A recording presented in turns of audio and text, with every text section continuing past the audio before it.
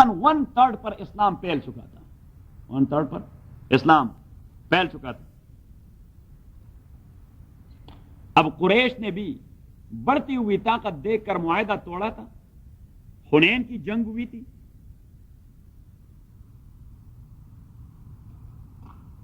فتح مکہ کے ساتھ حضور علیہ الصلوۃ والسلام کی قوت تسلیم کی گئی تھی۔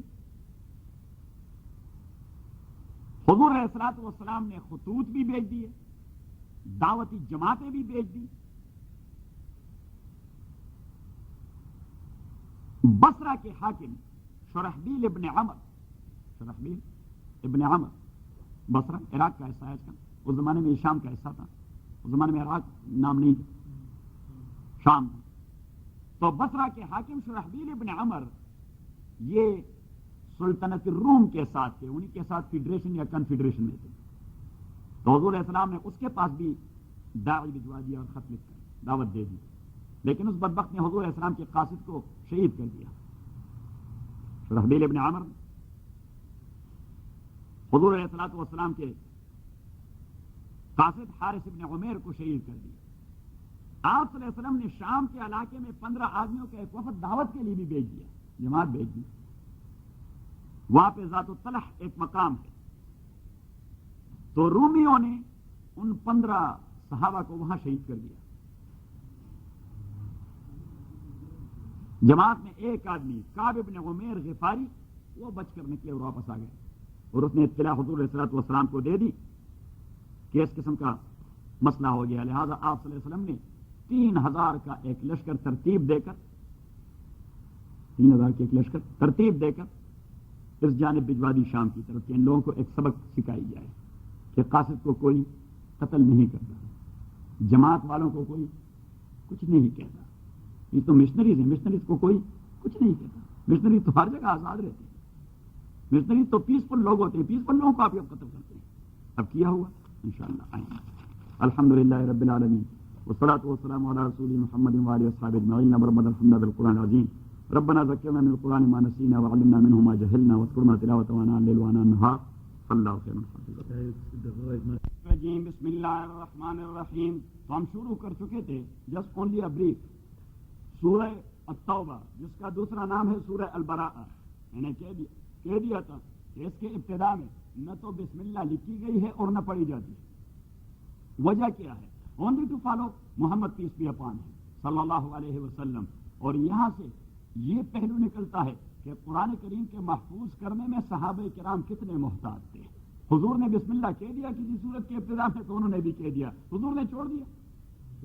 نہ صرف یہ کہ صحابہ نے چھوڑ دیا، اپنے شاگردوں سے کہا خبردار اگر بسم اللہ پڑھی اس کے ابتدا میں، کیونکہ آپ کچھ اضافے کر رہے ہیں۔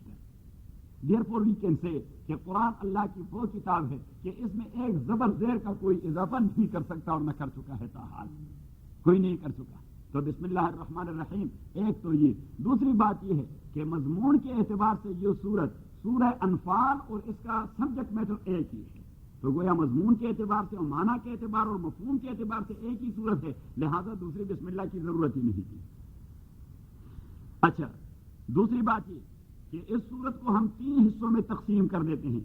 اس کا پہلا حصہ آیت نمبر 1 سے لے کر آیت نمبر 37 تک، یہ سن 9 ہجری میں جب رسول اللہ صلی اللہ علیہ وسلم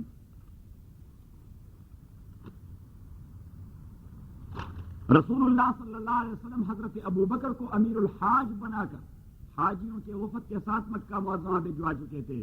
یہ وہ زمانہ تھا کہ لوگ سارے حج کرتے رہے، مشرک بھی اور مسلمان بھی، لیکن تبھی تک مسلمانوں کے اوپر یہ حج فرض نہیں کیا گیا تھا، تبھی تک مسلمانوں کے اوپر یہ حج فرض نہیں کیا گیا تھا۔ As a custom they use to do so, کہ ابراہیم کی سنت ہے علیہ الصلوۃ والسلام، ابو جہل بھی کرتا رہا، مسلمان بھی کرتے رہے، مشرکین مکہ بھی کرتے رہے، مسلمان بھی کرتے رہے، صحیح۔ البتہ مسلمان وہ اوائڈ کرتے رہے اس میں فواحش۔ فار ایگزامپل وہ جو مشرکین تھے وہ تو کعبے کے ارد گرد ننگے پھرا کرتے تھے، اس وقت بھی رسول اللہ صلی اللہ علیہ وسلم نے فرمایا کہ آپ 2 چادریں اوڑھے اور آپ دو چادروں میں جس طرح ہم احرام باندھتے ہیں اسی طرح، کیونکہ میرے دادا ابراہیم نے اس طرح کر دیا تھا علیہ الصلوۃ والسلام. باہر تقدیر حضرت ابوبکر امیر الحاج بنا کے، اور یہ وہ زمانہ تھا قرآن کریم کے اندر آئے انما النسیء زیادۃ فی الکفر یحلونہ عاما ویحرمونہ عاما. نسی ایک لفظ ہے قرآن کریم کے اندر، شاید یہ آیت کہاں ہے قاری صاحب؟ قاری صاحب آیت 5ویں پارے میں نے کہا گزر چکا ہے، گزر تو چکا ہے لیکن پتہ نہیں کہاں ہے.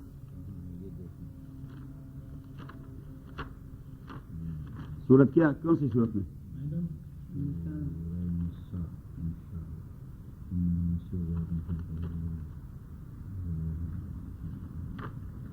نساء میں تو مجھے نہیں نظر آ رہا.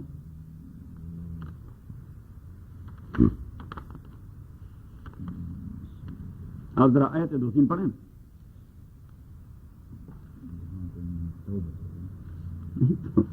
انما النسیء زیادۃ فی الکفر یحلونہ عاما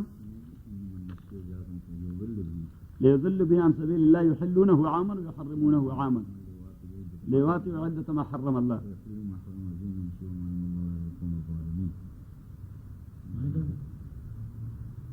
ان عدۃ الشہور عند اللہ 12 شہرا فی کتاب اللہ منها 4 حرم. اس سے پہلے یہ گزر چکی ہے.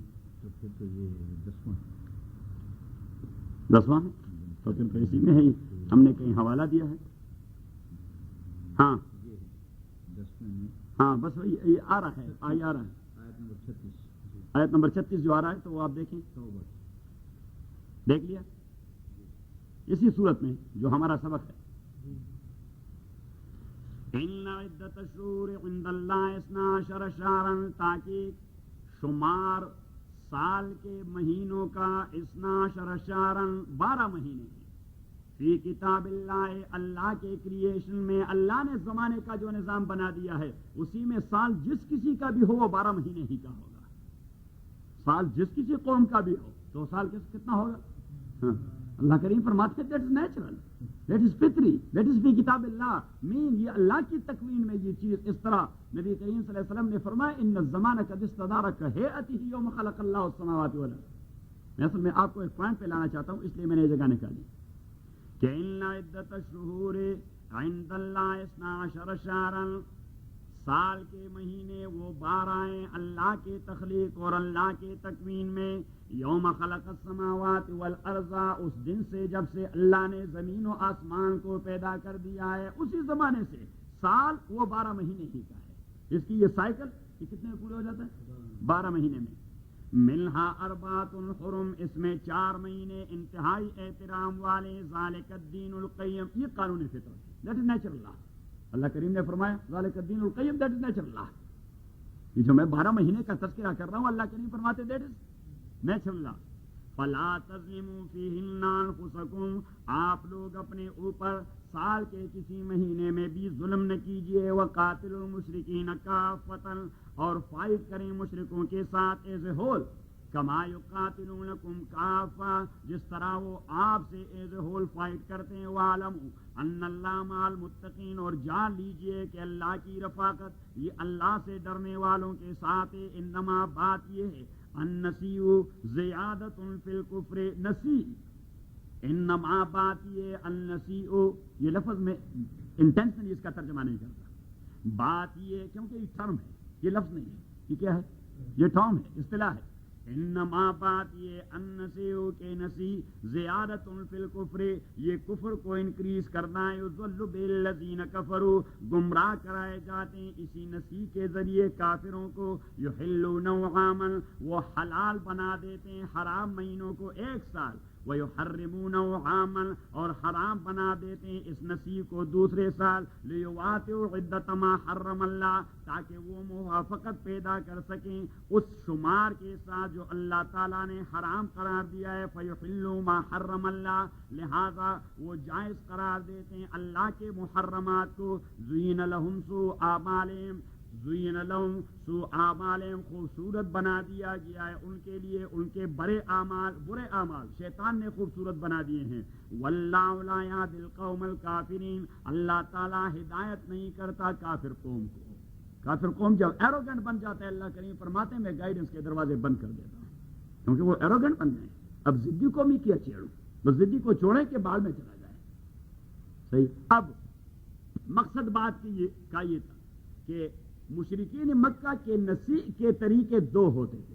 نسیح کے طریقے دو ہوتے تھے. زمانہ جاہلیت ہی سے 4 مہینے ان کے نزدیک ایسے تھے کہ جن میں اپنے دشمن کے ساتھ فائٹ کرنا حرام تھا ان کے نزدیک بھی. ایک رجب المرجب کا مہینہ. کون سا مہینہ؟ رجب کا مہینہ، جو رمضان سے پہلے شعبان ہوتا ہے اور شعبان سے پہلے جو مہینہ گزر جاتا ہے اسے کہتے ہیں رجب. تو اس مہینے میں ان کے لیے فائٹ کرنا، قتل کرنا، کسی کو ہارم کرنا، یہ ان کے نزدیک حرام تھا. صحیح. یہ ایک. اور 3 مہینے وہ کنزیکٹیولی ہیں. ایک کو کہتے ہیں ذوالقعدہ، دوسرے کو کہتے ہیں ذوالحجہ، اور تیسرے کو کہتے ہیں محرم. تو ذوالقعدہ، اسی کے بعد ذوالحجہ، اسی کے بعد محرم. 3 یہ، ایک رجب المرجب. ان 4 مہینوں کے متعلق سارے کفار کا یہ عقیدہ تھا کہ اس میں فائٹ کرنا، کسی کو ہارم کرنا، کسی کو قتل کرنا، یہ سب کچھ حرام ہے. یہ نہ، لیکن جب انہیں ضرورت پڑ جاتی، فار ایگزامپل وہ اوائڈ نہ کر سکتے تھے. رجب میں ضرورت پڑی کہ کسی کو تپڑ مارنا ہے، رجب میں ضرورت پڑی کہ کسی پہ حملہ کرنا ہے یا الغار کرنا ہے، تو وہ کہہ دیتے کہ بھائی شمار پوری کرنی ہے کہ سال میں 4 مہینوں کو آپ نے احترام دیا کہ نہیں، چلو رجب میں فائٹ کریں گے، شعبان کو حرام قرار دیں گے. رجب میں فائٹ کریں گے اور شعبان کو حرام قرار دیں گے. مقصد تو اللہ کا بجٹ پورا کرنا ہے کہ 4 مہینے حرام ہیں، تو 4 مہینے ہم نے حرام ہی قرار دیے کیونکہ رجب میں تو ہمیں ضرورت پڑی، لہذا شعبان کو ہم نے حرام قرار دیا. ایک بات. دوسری بات یہ ہے کہ کیلنڈر تو ابتدا ہی سے 2 چیزوں پہ ڈیپینڈ کرتے ہیں، ایک سولر اور دوسرا لونر، ایک قمری اور دوسرا شمسی. اب شمسی کیلنڈر کے دن وہ قمری کیلنڈر کے دنوں سے سالانہ زیادہ ہوتے ہیں. کیا ہوتے ہیں؟ وہ زیادہ ہوتے ہیں. اب وہ لوگ یعنی ہر 33 سال بعد قمری سال میں 1 سال کا اضافہ ہو جاتا ہے. ہر 33 سال بعد قمری سال میں 1 سال کا اضافہ ہو جاتا ہے. میں نے پہلے بھی ایک جگہ بتا دیا تھا. اب سورہ کہف ذرا نکالیں. یہ میں ابھی بتا دیتا ہوں. 16 سے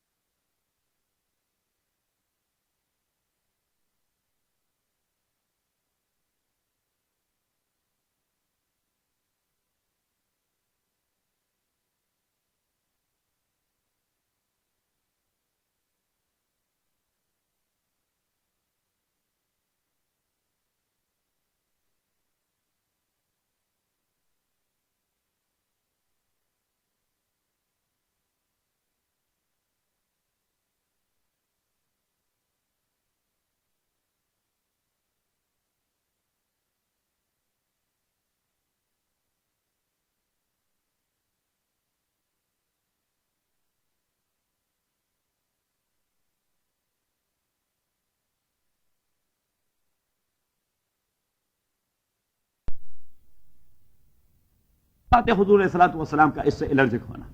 حضور صلی اللہ علیہ وسلم کا اینگر یہ بجاتا یا بیجاتا؟ ایک تو قاصد کو بادشاہ نے، والی نے ختم کر دیا، اور دوسرا مشنری کو 15 آدمیوں کو رومیوں نے شہید کر دیا. تو حضور صلی اللہ علیہ وسلم نے 3000 مجاہدین کا ایک لشکر تیار کر دیا. کتنے کا؟ 3000. اور انہی کا امیر بنا دیا. حضور علیہ الصلوۃ والسلام نے ان کو تقریر کر دی ان 3000 مجاہدین کو کہ آپ کے امیر ہوں گے حضرت زید بن حارثہ رضی اللہ تعالی عنہ جو حضور کے آزاد کردہ غلام تھے اور حضور علیہ الصلوۃ والسلام اسے اڈاپٹ کر چکے تھے.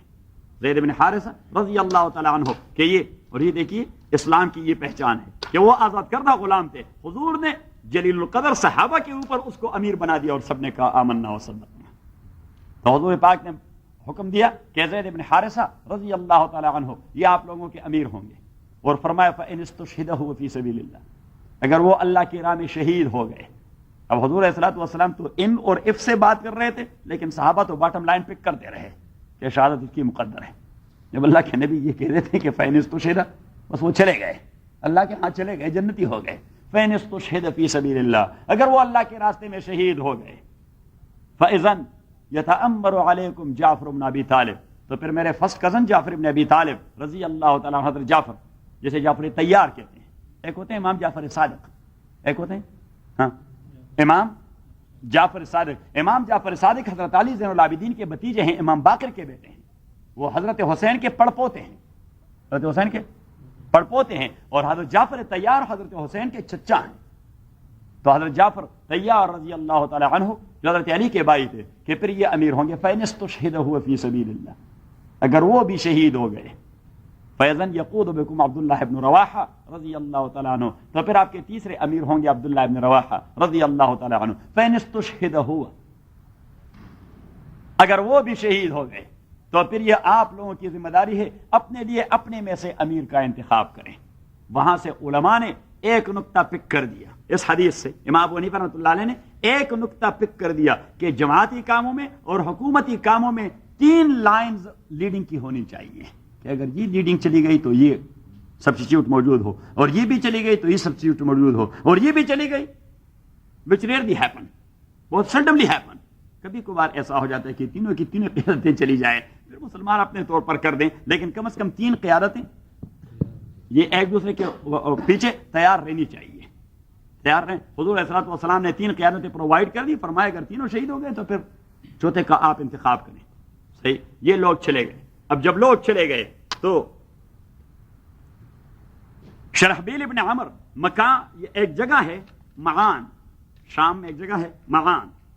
تو جب معان میں پہنچ گئے تو شرحبیل ابن عمر بصرہ کے جو حکمران تھے جس نے حارث ابن عمیر رضی اللہ تعالیٰ کو شہید کر دیا تھا وہ 1,00,000 فوج کے ساتھ ان مسلمانوں کے مقابلے کے لیے تیار کرا تھا. کتنے لوگ فوج کے ساتھ اور یہ کتنے تھے 3,000 1,00,000 فوج. اور ادھر کیسر روم وہ شام کے علاقے حمص میں موجود تھا. حمص میں حضرت خالد بن ولید رضی اللہ تعالیٰ کی خبر ہے حمص میں.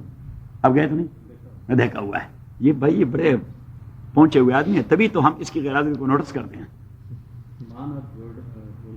ہاں مانب اردن میں ہے. اس زمانے میں یہ اردن کا اس زمانے میں تو اردن کا کوئی نام نہ تھا. اردن فلسطین لبنان جارڈن یہ ساری چیزیں یہ شام تھا. یہ سب چیزیں شام تھی. یہ تو ابھی چھوٹی چھوٹی اب انگریزوں نے مصیبت بنا دی. ایک ایک کو ایک ایک گاؤں دے دیا. یہ آپ کی حکمرانی اور یہ آپ کی شہنشاہیت ہے اور یہ آپ کی شہنشاہیت ہے. تو مان جارڈن میں ہے اور حمص وہ تو شام میں ہے. تو حمص میں حضرت خالد بن ولید رضی اللہ تعالیٰ عنہ کی قبر مبارک ہے. تو حمص میں قیصر روم رومن ایمپرر بنفس نفیس موجود تھا اور اس کا بھائی ہے تیوڈور. تو تیوڈور کو وہ 1,00,000 فوج دے کر شرحبیل ابن عمر کے سپورٹ کے لیے بھجوا رہا تھا کہ آپ جائیں اور شرحبیل ابن عمر کو کیونکہ محمد کی فوج حملہ آور ہو چکی ہے صلی اللہ علیہ وسلم. اب کیا ہو گیا حضرت غزوہ موتا یہ غزوہ جو ہے سیر کی کتاب میں مشہور ہے غزوہ موتا کی غزا. تو موتا کی غزا میں حضرت زید ابن حارثہ رضی اللہ تعالیٰ عنہ شہید ہو گئے. حضور صلی اللہ علیہ وسلم وہاں مسجد میں بیٹھے ہوئے صحابہ کرام کے ساتھ حضور صلی اللہ علیہ وسلم رننگ کومنٹری دے رہے تھے کہ جی اب گمسان کی جنگ ہو رہی ہے. رننگ کومنٹری کیونکہ وہ جبریل امین اسے وہ سارا کچھ وہ سیٹلائٹ پر دکھا رہا تھا. سیٹلائٹ پر سارا کچھ اس کو دکھا رہا تھا اور حضور رننگ کومنٹری کر رہے تھے. اور فرمایا کہ سقط زید بن حارثہ رضی اللہ تعالیٰ عنہ کے سینے پر 2 تیر لگے اور وہ گر گیا. وَأَخَذَ الرَّايَةَ ابن عمی جعفر بن ابی طالب میرے بھائی جعفر بن ابی طالب نے رایا فوراً پکڑ دیا جھنڈا پکڑ لیا اور لیڈنگ سنبھال لی اور فرمایا کہ یہ حضرت جعفر کے دائیں ہاتھ میں جھنڈا ہے اسلام کا اس نے کہا کہ ایک کافر نے اس کے دائیں بازو پہ ضرب کر دیا اور اس کا دائیں بازو کٹ گیا، دائیں بازو کٹ گیا، لیکن حضرت جعفر نے اسلامی جھنڈے کو زمین پر گرنے نہیں دیا، فوراً الٹے ہاتھ اسے پکڑ لیا گرنے سے پہلے تو کافر نے وہ جو دوسرا بازو ہے وہ کاٹ لیا، اور جعفر ابن ابی طالب رضی اللہ تعالیٰ نے فوراً وہ جھنڈا منہ میں پکڑ لیا کہ ہاتھ دونوں کٹ گئے تو منہ میں پکڑ لیا، اور فرمایا کہ اب کافروں کی ایک الغار ہو گئی حضرت جعفر ابن ابی طالب پر رضی اللہ تعالیٰ عنہ، اور فرمایا کہ عبداللہ ابن رواحہ وہ گمسان کی جنگ میں فوراً پہنچ کر اسلامی جھنڈے کو گرنے سے بچانے کے لیے فوراً جعفر سے کھینچ لیا، اور فرمایا کہ جعفر شہید ہو گئے رحمہ اللہ۔ عبداللہ ابن رواحہ لیڈ کر رہے ہیں، اب وہ لیڈ کر رہے ہیں، یہ بھی شہید ہو گئے جی، عبداللہ ابن رواحہ یہ بھی شہید ہو گئے۔ اب مسلمان آپس میں مشورہ کر رہے ہیں کس کو لیڈنگ کے لیے منتخب کر دیں، یہ اتفاق ہو گیا جی، خالد بن ولید آگے آ گیا اور جھنڈا لے گیا، اور وہ اب خالد منصوبہ بنا رہا ہے، اس نے رئیس فوج کو 3 حصوں میں تقسیم کر دیا۔ کتنے حصوں میں؟ ایک حصہ دشمن کے مقابلے پر، 2 حصوں کو پیچھے ہٹا دیا کہ آپ واپس چلے جائیں، ان کو واپس، اور انہوں نے کہا کہ وقفے وقفے سے آپ گروپ میں آتے رہیں اور تکبیر کی آوازیں بلند کرتے رہیں اور اپنے پاؤں گھسیٹتے رہیں زمین پر تاکہ گرد اٹھتی رہے کہ دشمن کو یہ پتہ لگے کہ نئی کمک آپ پہنچی ہے۔ اس نے حکمت عملی سے کام لے لیا۔ اب جو حضرت خالد رضی اللہ تعالیٰ نے یہ حکمت عملی اپنائی تو دشمن کی فوج پسپا ہونی شروع ہو گئی اور انہوں نے ایک دوڑ لگائی، 1 لاکھ فوج نے دوڑ لگائی اور صحابہ ان کے پیچھے نعرہ تکبیر، صحیح، تو موتا میں ان کو شکست ہو گئی اور صحابہ کرام رضوان اللہ علیہم اجمعین یہ فاتحانہ انداز سے واپس آ گئے۔ اب شرحبیل ابن عمر اور قیصر روم دونوں اس معرکے سے اتنے دل برداشتہ ہو گئے کہ اب محمد کا راستہ روکنا یہ ضروری ہو گیا ہے، مشکل تو کیا ضروری ہو گیا ہے، ادروائز آئندہ سال اس نے ہم پہ حملہ کرنا ہے۔ تو قیصر نے شام کی طرف اپنے فوجیں بڑھانی شروع کر دی، اور حضور پاک صلی اللہ علیہ وسلم کو جب پتہ لگ گیا تو آپ صلی اللہ علیہ وسلم نے صحابہ کی جماعت کو بلا لیا اور جنرل باڈی میٹنگ ہو گئی، مجلس عمومی کا اجلاس، سارے صحابہ جس میں موجود تھے۔ آپ صلی اللہ علیہ وسلم نے فرمایا کہ وہ قیصر فوجیں جمع کر رہا ہے، ہم سے موتا کا بدلہ لے رہے ہیں، موتا کا بدلہ لے رہے ہیں۔ تو صحابہ سے کہہ دیا کہ بھائی تیار ہو جائیں، کتنے ہو جائیں تیار ہو۔ تو حضور علیہ الصلوۃ والسلام نے 30,000 صحابہ کی جماعت تیار کر دی، 30,000 کتنے کی؟ لیکن زمانہ تھا گرمی کا، آگے آ جائے گا۔ اللہ کریم نے سب کچھ دودھ کا دودھ اور پانی کہ لا تنفروا فی الحر۔ میں ان منافقین کو سن رہا تھا کہ انہوں نے کہا کہ بلا کی گرمی پڑ رہی ہے، میں لڑا رہا ہے، بلا کی گرمی پڑ رہی ہے، آدمی گھر سے نہیں نکل سکتا، یہ ہمیں لڑا رہا ہے قیصر سے، قیصر روم سے، سپر پاور سے، صحیح، بھوکے مر رہے ہیں، کھانے کی کوئی چیز نہیں، ابھی تک کھجور بھی نہیں پکے کہ اسے کھاتے رہیں، اور یہ بھوکے مروا رہے ہیں ہمیں، اور پھر پتہ نہیں یہ کس قوت سے ہمیں ٹکرا رہا ہے، قیصر روم سے۔ تو وہ بہانے گڑتے رہے اور بناتے رہے اور بناتے رہے اور بناتے رہے اور پیچھے ہٹتے رہے پیچھے، اور حضور علیہ الصلوۃ والسلام نے حکم دے دیا کہ جس کے پاس 2 سواریاں ہیں وہ 1 سواری اپنے کسی ساتھی کو دے دے، جس کے پاس اضافی تلوار ہے وہ کسی دوسرے مسلمان کو دے دے، جس کے پاس کوئی اضافی تیر کمان ہے وہ کسی دوسرے کو دے دے، جس کے پاس کوئی اضافی چرا چاقو ہے وہ، جس کے پاس کوئی پیسے ہیں وہ اس غریب کو دے دیں جس کا۔ اور حضور علیہ السلام کے مخلص صحابہ جو غریب تھے اور ان کے پاس سواری کوئی نہیں تھی، وہ حضور علیہ الصلوۃ والسلام کے پاس آ جاتے اور کہہ دیتے کہ جی ہم جا رہے ہیں۔ اب ان کے لیے سواری کا انتظام کرنا تھا، 1200 میل راستہ، پیدل تو نہیں جا سکتا، سواری کا انتظام۔ حضور علیہ الصلوۃ والسلام نے فرمایا لا اجد ما احملکم علیہ، میرے پاس تو سواریاں ہیں نہیں کہ آپ کو سوار۔ اللہ کریم نے فرمایا کہ ترى اعینہم تفیض من الدم، کہ او نبی مجھے ان لوگوں پر بڑا رشک آیا، میرے فرشتوں کو رشک آیا جو اب آپ سے واپس ہو کے اپنے گھر جاتے تھے تو زار و قطار روتے رہے کہ ہمیں سواری نہیں مل رہی، حضور کے پاس کوئی انتظام نہیں کہ ہم اپنے بہادری کے جوہر دکھائے اللہ کے دین کے لیے۔ ترى اعینہم تفیض من الدم حزنا الا یجدوا ما ينفقون، انہیں یہ غم کا رہا تھا کہ کاش ہمارے بس میں ہوتا کہ آج اپنے لائف اور اپنے مال کو اللہ کی راہ میں لوٹاتے۔ بات ذہن میں آ رہی ہے؟ اور حضور علیہ الصلوۃ والسلام جب اپیل کی جنگی چندے کی، ڈونیشنز کی، کیا کی ڈونیشنز کی کہ بھائی جس کا جو بس چلے وہ لے آئے، تو ایک صحابی ہے بڑا غریب، اس نے کہا کہ میں نے سوچا میرے پاس تو کچھ بھی نہیں کہ میں ایک یہودی کے پاس گیا، کبھی کبھار میں اس کے باغ میں، کھجور کے باغ میں آبپاشی کرتا رہا، ڈول نکال کے ان کے پودوں کو سیراب کرتا رہا۔ میں نے کہا کہ بھائی آپ کے پاس کوئی کام؟ اس نے کہا ہاں جائیں وہ باغ میں اور وہ آپ پانی لگائیں تو میں رات بھر ڈول نکالتا رہا. صبح جب آزان کی آواز سنی تو میں واپس آیا, اسے دروازہ کٹکھٹایا کہ وہ سارا باغ میں نے ٹھیک ٹھاک. بھائی پہلے تو آپ ہفتہ 10 دن میں کرتے رہے, ابھی تو 1 دن میں کیا. تو میں نے کہا کہ ہفتے 10 دن کے آپ مجھے 1 دینار دے دیتے, مجھے اس 1 دینار کی آج ہی ضرورت ہے. تو وہ 1 دینار اس نے مجھے دے دیا, اور میں جب حضور علیہ السلام کے پاس نماز پڑھنے سے فارغ ہو گیا تو میں آگے میں نے کہا جی یہ 1 دینار ہے میرے ساتھ, یہ آپ جنگی چھندے میں ڈال دیں. اللہ کریم فرماتے ہیں کہ وہاں پہ کچھ منافقین بیٹھے تھے, وہ مسخرے اڑاتے رہے کہ یہ دیکھیں 1 دینار روم کے مقابلے کے لیے چھندا دے رہا ہے. اللہ کریم نے فرمایا والذین لا یجدون الا جہدہم, کہ مجھے وہ لوگ قابل رشک معلوم ہوتے ہیں جو اپنی رات بھر کی مزدوری لا کر حضور علیہ السلام کے پاؤں میں انہوں نے ڈال دیا. والذین لا یجدون فیسخروا منہم, منافقین ان کے ٹھٹے اڑاتے رہے, کیونکہ اللہ کریم تو کسی چیز کی مالیت کو نہیں دیکھتا, اللہ کریم تو کسی کی کیفیت کو دیکھا کرتا ہے. اب میں فار ایگزامپل $1 بلین لگاؤں, اخلاص نہیں ہے, اللہ کو کوئی پرواہ نہیں ہے. میں 1 پنی لگاؤں لیکن اخلاص ہے تو اللہ کریم فرماتے دیٹس ویلیوبل. سب سے پریشیس چیز تو یہی ہے. والذین لا یجدون الا جہدہم فیسخروا منہم, منافقین ان کا ٹھٹا کیوں اڑاتے ہیں. اب جو رسول پاک صلی اللہ علیہ وسلم وہاں پہ آ گئے تو قیصر روم کو جب پتہ لگ گیا کہ 30,000 فوج کو ساتھ لے کر مقابلے پہ اتر آیا ہے, اس نے کہا کہ 2 لاکھ فوج تو 3,000 کا مقابلہ نہ کر سکی. گزشتہ سال موتا کے مقام پر ہماری 2 لاکھ فوج 3,000 مسلمانوں کا مقابلہ نہ کر سکی, ان 30,000 کا مقابلہ کرنے تو میرا باپ دادا بھی نہیں کر سکتا. تو فوراً پیچھے بھاگ گیا, اس نے فوج سے کہہ دیا کہ بھائی بھاگنے کی کوشش کرو, نکل جاؤ. حضور علیہ الصلوۃ والسلام وہاں کچھ دن رہے اور وہاں اردا گرد کے لوگوں کو دعوت دے دی کہ بھائی آپ لوگ اسلام قبول کر لیں یا جزیہ قبول کر لیں تاکہ کنسپیریسی کا ہمیشہ سے خاتمہ ہو جائے.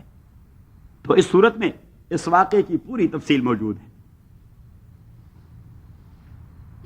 آپ صلی اللہ علیہ وسلم 20 دن وہاں رہے. وہاں پہ ایک علاقہ ہے دومت الجندل, بخاری کے اندر مستقل باب ہے اس کے لیے, باب ما جاء فی غزوۃ دومت الجندل, کہ حضور علیہ الصلوۃ والسلام نے وہاں رہتے ہوئے دومت الجندل کے رئیس عقیدر ابن عبد الملک الکندی, اس کا نام ہے عقیدر ابن عبد الملک الکندی, اور وہاں ایلا ایک دوسری جگہ ہے ایلا, تو ایلا کے رئیس عیسائی تھے, اس کا نام تھا یوحنا ابن روبہ. حضور علیہ الصلوۃ والسلام نے ان سے کہہ دیا کہ آپ لوگوں نے یا اسلام قبول کرنا ہے یا ہمارے باجگزار رہنا ہے, ہمارے زیرین ریاستیں ہوں گی, آپ ہمارے ماتحت ہوں گے. تو انہوں نے جزیہ دینے پر رضامندی ظاہر کر دی. اب سورت کے مسائل و مباحث کیا ہیں. ایک تو یہ کہ شرک کو مٹا دیا جائے, خصوصاً خطے عرب میں شرک کا کوئی شائبہ نہ رہے, ایک بحث سورت میں ہی چھیڑی جاتی ہے. دوسری چیز یہ کہ آج کے بعد کوئی مشرک بیت اللہ کے قریب نہ آئے, انما المشرکون نجس فلا یقربوا المسجد الحرام.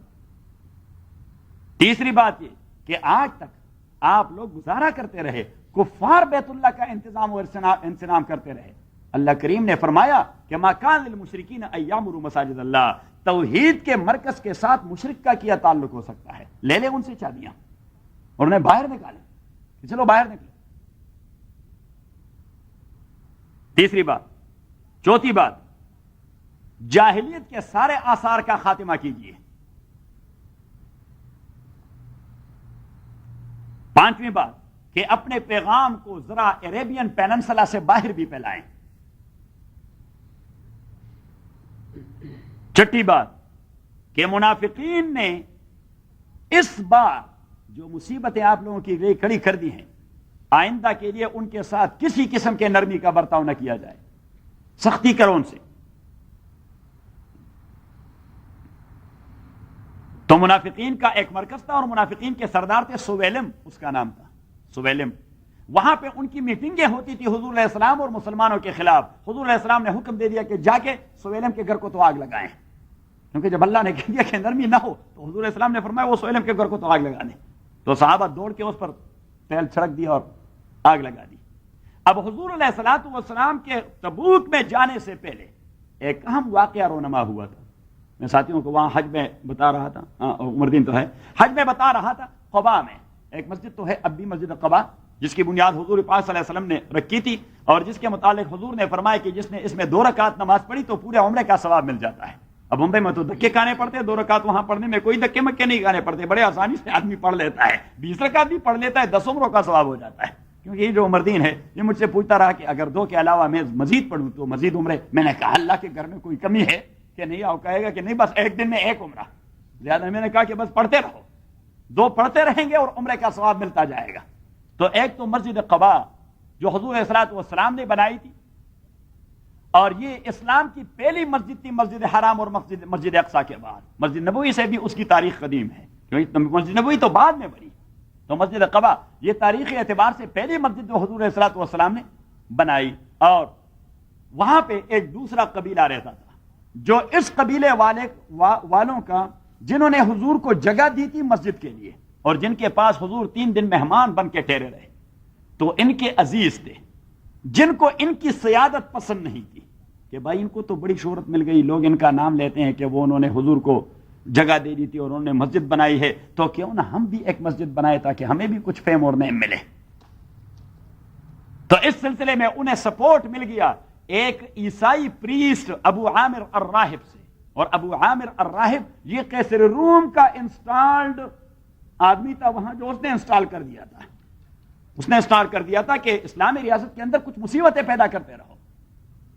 تو ابو عامر الراہب نے ان سے کہہ دیا کہ فائنانشل سپورٹ ٹوٹلی میں دیتا رہوں گا، آپ جو کچھ بھی آپ کی ضروریات ہوں گی میں دیتا رہوں گا۔ تو انہوں نے مسجد بنانی شروع کر، مسجد بنا دیا۔ حضور پاک صلی اللہ علیہ وسلم کے پاس آئے کہ جی آپ ہمارے ساتھ جائیں، ذرا ہماری اوپننگ سرمنی ہے مسجد میں، آپ کے قدم مبارک پڑ جائیں تو بابرکت ہو جائے گی۔ صحیح۔ اب حضور علیہ الصلوۃ والسلام نے کہہ دیا کہ واپس آ کے پھر دیکھیں گے، کیونکہ مسجد بناتے وقت آپ لوگوں نے مجھ سے مشورہ نہیں کیا، وہاں مسجد کی دوسری کی ضرورت بھی تھی کہ نہیں تھی، آپ نے مشورہ نہیں کیا، تو واپس آ کے پھر میرے پاس آؤ تو پھر کہہ دیں گے۔ تو جب رسول پاک صلی اللہ علیہ وسلم واپس آ رہے تھے، راستے ہی میں جبریل امین نے منع کر دیا کہ وہ لوگ انتظار میں ابھی آپ کو لے چلیں گے، لیکن انہوں نے مسجد نہیں بنائی، وہ تو ابو عامر راہب کی شرارت کی جگہ ہے، وہ تو اس کے سازشوں کا مرکز بنا ہوا ہے کہ بھائی ادھر ادھر سے جتنے سارے منافقین آتے رہیں گے اور سازش کرتے رہیں گے، مسجد کے نام پر طالبان بن کر وہاں رہیں گے، فار ایگزامپل طالبان کا لبادہ اوڑھ کر وہاں پہ بیٹھے رہیں گے اور اسلامی ریاست کے خلاف سازش کرتے رہیں گے۔ تو فرمایا ان الذین اتخذوا مسجدا ضرارا وکفرا وتفریقا بین المؤمنین وارصادا لمن حارب اللہ ورسولہ، کہ وہ تو کفر کی آمادگاہ ہے، وہ مسجد توڑی ہے، شکلوں نے مسجد کی بنائی ہے۔ تو فرمایا حضور علیہ الصلوۃ والسلام سے کہ لا یزال بنیانہم الذی بنوا ریبۃ فی قلوبہم الا ان تقطع قلوبہم، یہ دیکھیے اس کی شیپ مسجد کی ہے، تو جب تک آپ اس کو ڈائیں نہ اور اس جگہ کی توہین نہ کریں تبھی تک لوگوں کے ذہن سے مسجد ہونے کا تصور باہر نہیں نکلتا۔ اور آپ نے منافقین سے نرمی نہیں برتنی، تو حضور علیہ السلام نے حکم دے دیا کہ جاؤ اس مسجد کو جلا دو۔ تو اس مسجد والی شکل مسجد نہیں کہہ سکتے کہ وہ مسجد زرار کے نام پر مسجد والی شکل کی جو بلڈنگ کھڑی کر دی گئی تھی اسے جلا دیا، اور حضور علیہ السلام نے اہل قباء سے کہہ دیا کہ اپنا سارا گند اور ٹریش اس جگہ میں پھینکتے رہو تاکہ اس جگہ کی توہین ہو جائے کہ مسجد توڑی اللہ کے عبادت کے ارادے سے توڑی بنی گئی تھی۔ تو حضور علیہ الصلوۃ والسلام یہ کیوں؟ سورت کا یہ ایک اور بحث ہے کہ منافقین کے ساتھ آج کے بعد نرمی نہ کرو۔ بسم اللہ الرحمن الرحیم، براءۃ من اللہ ورسولہ الی الذین عاہدتم من المشرکین، براءۃ من المشرکین اعلان بیزاری ہے، براءۃ لا تعلقی کا اعلان عام ہے، من اللہ اللہ کی جانب سے، ورسول اللہ کے رسول کے جانب سے۔ یہ اعلان کس کو ہے؟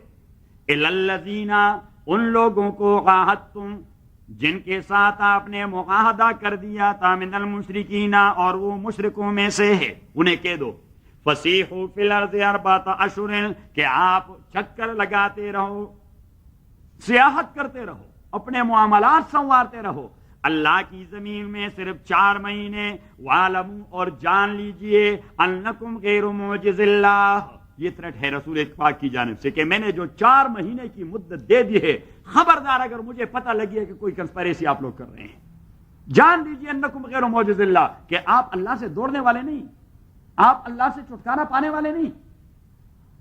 وَاعْلَمُوا أَنَّكُمْ غَيْرُ مُعْجِزِ، کیونکہ 4 مہینے میں تو بہت سارا بنا بنایا کھیل میں گاڑا جا سکتا ہے، تو حضور پاک نے پہلے سے انہیں تھریٹ دے دیا کہ وَاعْلَمُوا جان لیجئے أَنَّكُمْ غَيْرُ مُعْجِزِ اللَّهِ کہ آپ اللہ سے چھٹکارا پانے والے نہیں کہ سازشیں شروع کریں گے۔ وَاعْلَمُوا أَنَّكُمْ غَيْرُ مُعْجِزِ اللَّهِ، اور جان لیجئے کہ تحقیق آپ لوگ غیر معجز اللہ، چھٹکارا پانے والے نہیں اللہ تعالیٰ سے. وَأَنَّ اللَّهَ، اور جان لیجئے کہ اللہ تعالیٰ مخزی الکافرین، ذلیل کرنے والے کافروں کو. وَآذَانٌ مِّنَ اللَّهِ وَرَسُولِهِ إِلَى النَّاسِ يَوْمَ الْحَجِّ الْأَكْبَرِ، اور اعلان عام ہے اللہ کی جانب سے اور رسول پاک کی جانب سے، إِلَى النَّاسِ تمام لوگوں کو، یوم الحج الاکبر، حج اکبر کے دن. حج ہے حج اکبر، there is no any difference of حج اکبر اینڈ حج اصغر، کہ جمعہ کے دن ہو تو حج اکبر ہوگا اور کسی اور کے دن ہو حج ہوتا ہی حج اکبر ہے. پتہ نہیں فلسفہ کس نے گاڑ دیا ہے، شریعت میں اس کا کوئی بنیاد ہے نہیں. حج میں کوئی چھوٹا حج ہوتا نہیں، حج ہوتا ہی حج اکبر ہے. وَآذَانٌ مِّنَ اللَّهِ وَرَسُولِهِ إِلَى النَّاسِ، اعلان عام اللہ کی جانب سے اور رسول پاک کی جانب سے سارے لوگوں کو، یوم الحج الاکبر، حج اکبر کے دن. ان اللہ بریء من المشرکین، کہ اللہ تعالیٰ لا تعلق اور بیزار ہے مشرکوں سے. ورسول، اس کے رسول بھی لا تعلق ہے. فَإِن تُبْتُمْ، اگر آپ لوگ رجوع کریں اللہ کی جانب اور ایمان لے آئیں، فَهُوَ خَيْرٌ لَكُمْ، یہ بہتر ہے آپ لوگوں کے لیے. وَإِن تَوَلَّيْتُمْ، اگر آپ لوگوں نے منہ موڑ لیا، فَاعْلَمُوا، تو جان لیجئے، أَنَّكُمْ، تحقیق آپ لوگ غیر معجز اللہ، چھٹکارا پانے والے نہیں اللہ تعالیٰ سے. وَبَشِّرِ الَّذِينَ كَفَرُوا، اور اطلاع دیجئے کفار کو، بِعَذَابٍ علیم، دردناک عذاب کی. إِلَّا الَّذِينَ عَاهَدتُّم مِّنَ الْمُشْرِكِينَ ثُمَّ لَمْ يَنقُصُوكُمْ شَيْئًا، ہاں مگر وہ لوگ جن کے ساتھ آپ معاہدہ کر چکے ہیں مشرکوں میں سے. ثم لم ينقصوكم شيئا، وہ آپ کو پھر کبھی بھی کوئی ضرر نہیں پہنچا چکے. جب معاہدہ آپ لوگوں نے کیا تو they were committed to their معاہدہ، انہوں نے کبھی بھی آپ کے خلاف سازش میں حصہ نہیں لیا، کبھی بھی آپ کو ہارم نہیں کیا، کبھی بھی آپ کو دکھ نہیں دیا. تو اللہ کریم نے فرمایا کہ اعلان عام ہے اور براءت عام ہے اور بیزاری کا اعلان عام ہے سارے مشرکوں کو، لیکن جنہوں نے ابھی تک ایک دن بھی آپ کو ہارم نہیں کیا انہیں اپنے حالت پہ رکھو. یہ دو قبیلے ہیں، ایک کا نام ہے بنو کنانہ اور دوسرے کا نام ہے بنو ضمرہ. إِلَّا الَّذِينَ عَاهَدتُّم، مگر بنو کنانہ اور بنو ضمرہ جن کے ساتھ آپ معاہدہ کر چکے ہیں مشرکوں میں سے. ثُمَّ لَمْ يَنقُصُوكُمْ شَيْئًا، اور پھر وہ آپ کا تھوڑا سا نقصان بھی نہیں کر چکے ہیں. وَلَمْ يُظَاهِرُوا عَلَيْكُمْ أَحَدًا، اور نہ سپورٹ دے چکے ہیں آپ کے مقابلے میں کسی کو بھی. فَأَتِمُّوا إِلَيْهِمْ عَهْدَهُمْ، تو پورا کیجئے ان کے ساتھ ان کی مدت معین، إِلَى مُدَّتِهِمْ، ٹائم تک، جو ٹائم ہے معاہدے کا 10 سال ہے، 2 سال ہے، 5 سال ہے، اسی ٹائم تک آپ بھی کمیٹڈ رہیں. ان اللہ یحب المتقین، تحقیق اللہ تعالیٰ محبت کرتا ہے اپنے سے ڈرنے والوں کے ساتھ. فَإِذَا انْسَلَخَ الْأَشْهُرُ الْحُرُمُ، جب نکل جائیں یہ 4 مہینے جو آپ نے مدت دے دی ہے. یہاں وہ 4 مہینے مراد نہیں جس کا میں وہاں آیت میں ذکر کر رہا تھا، رجب، ذیقعد، ذی الحج اور محرم. یہاں اشہر حرم سے یہی 4 مہینے مراد ہیں جس کے حوالے سے حضور علیہ السلام نے چھوٹ دے دی تھی کفار کو کہ 4 مہینے آپ کو چھٹی ہے، آپ اپنے معاملات درست کرو. آپ ذرا سوچو، معاملات سنوار سکتے ہو ایمان لاتے ہوئے تو ایمان قبول کرو، ادروائز پھر اپنے لیے کوئی جگہ ڈھونڈو. تو یہ وہ 4 مہینوں کا تذکرہ ہے، آپ منشن کریں، ادروائز پھر آپ کنفیوز ہو جائیں گے کہ بھائی یہاں 4 مہینوں کا تذکرہ کہاں سے آ گیا، کیونکہ یہ تو ذوالحجہ کا مہینہ تھا. ذوالحجہ کے بعد تو ایک ہی مہینہ محرم رہتا ہے. فَإِذَا انْسَلَخَ الْأَشْهُرُ الْحُرُمُ، جب گزر جائیں یہ حرام مہینے، حرام مینز جو آپ نے ان کو چھوٹ دے دی ہے. فَاقْتُلُوا الْمُشْرِكِينَ حَيْثُ وَجَدتُّمُوهُمْ، تو قتل کیجئے مشرکوں کو جہاں بھی آپ ان کو پالیں. وَخُذُوهُمْ، اور پکڑو ان کو. وَاحْصُرُوهُمْ، اور قیدی بناؤ ان کو. وَقُعُدُوا لَهُمْ كُلَّ مَرْصَدٍ، اور ان کے لیے بیٹھے رہو ہر اسٹریٹجک پوائنٹ پر.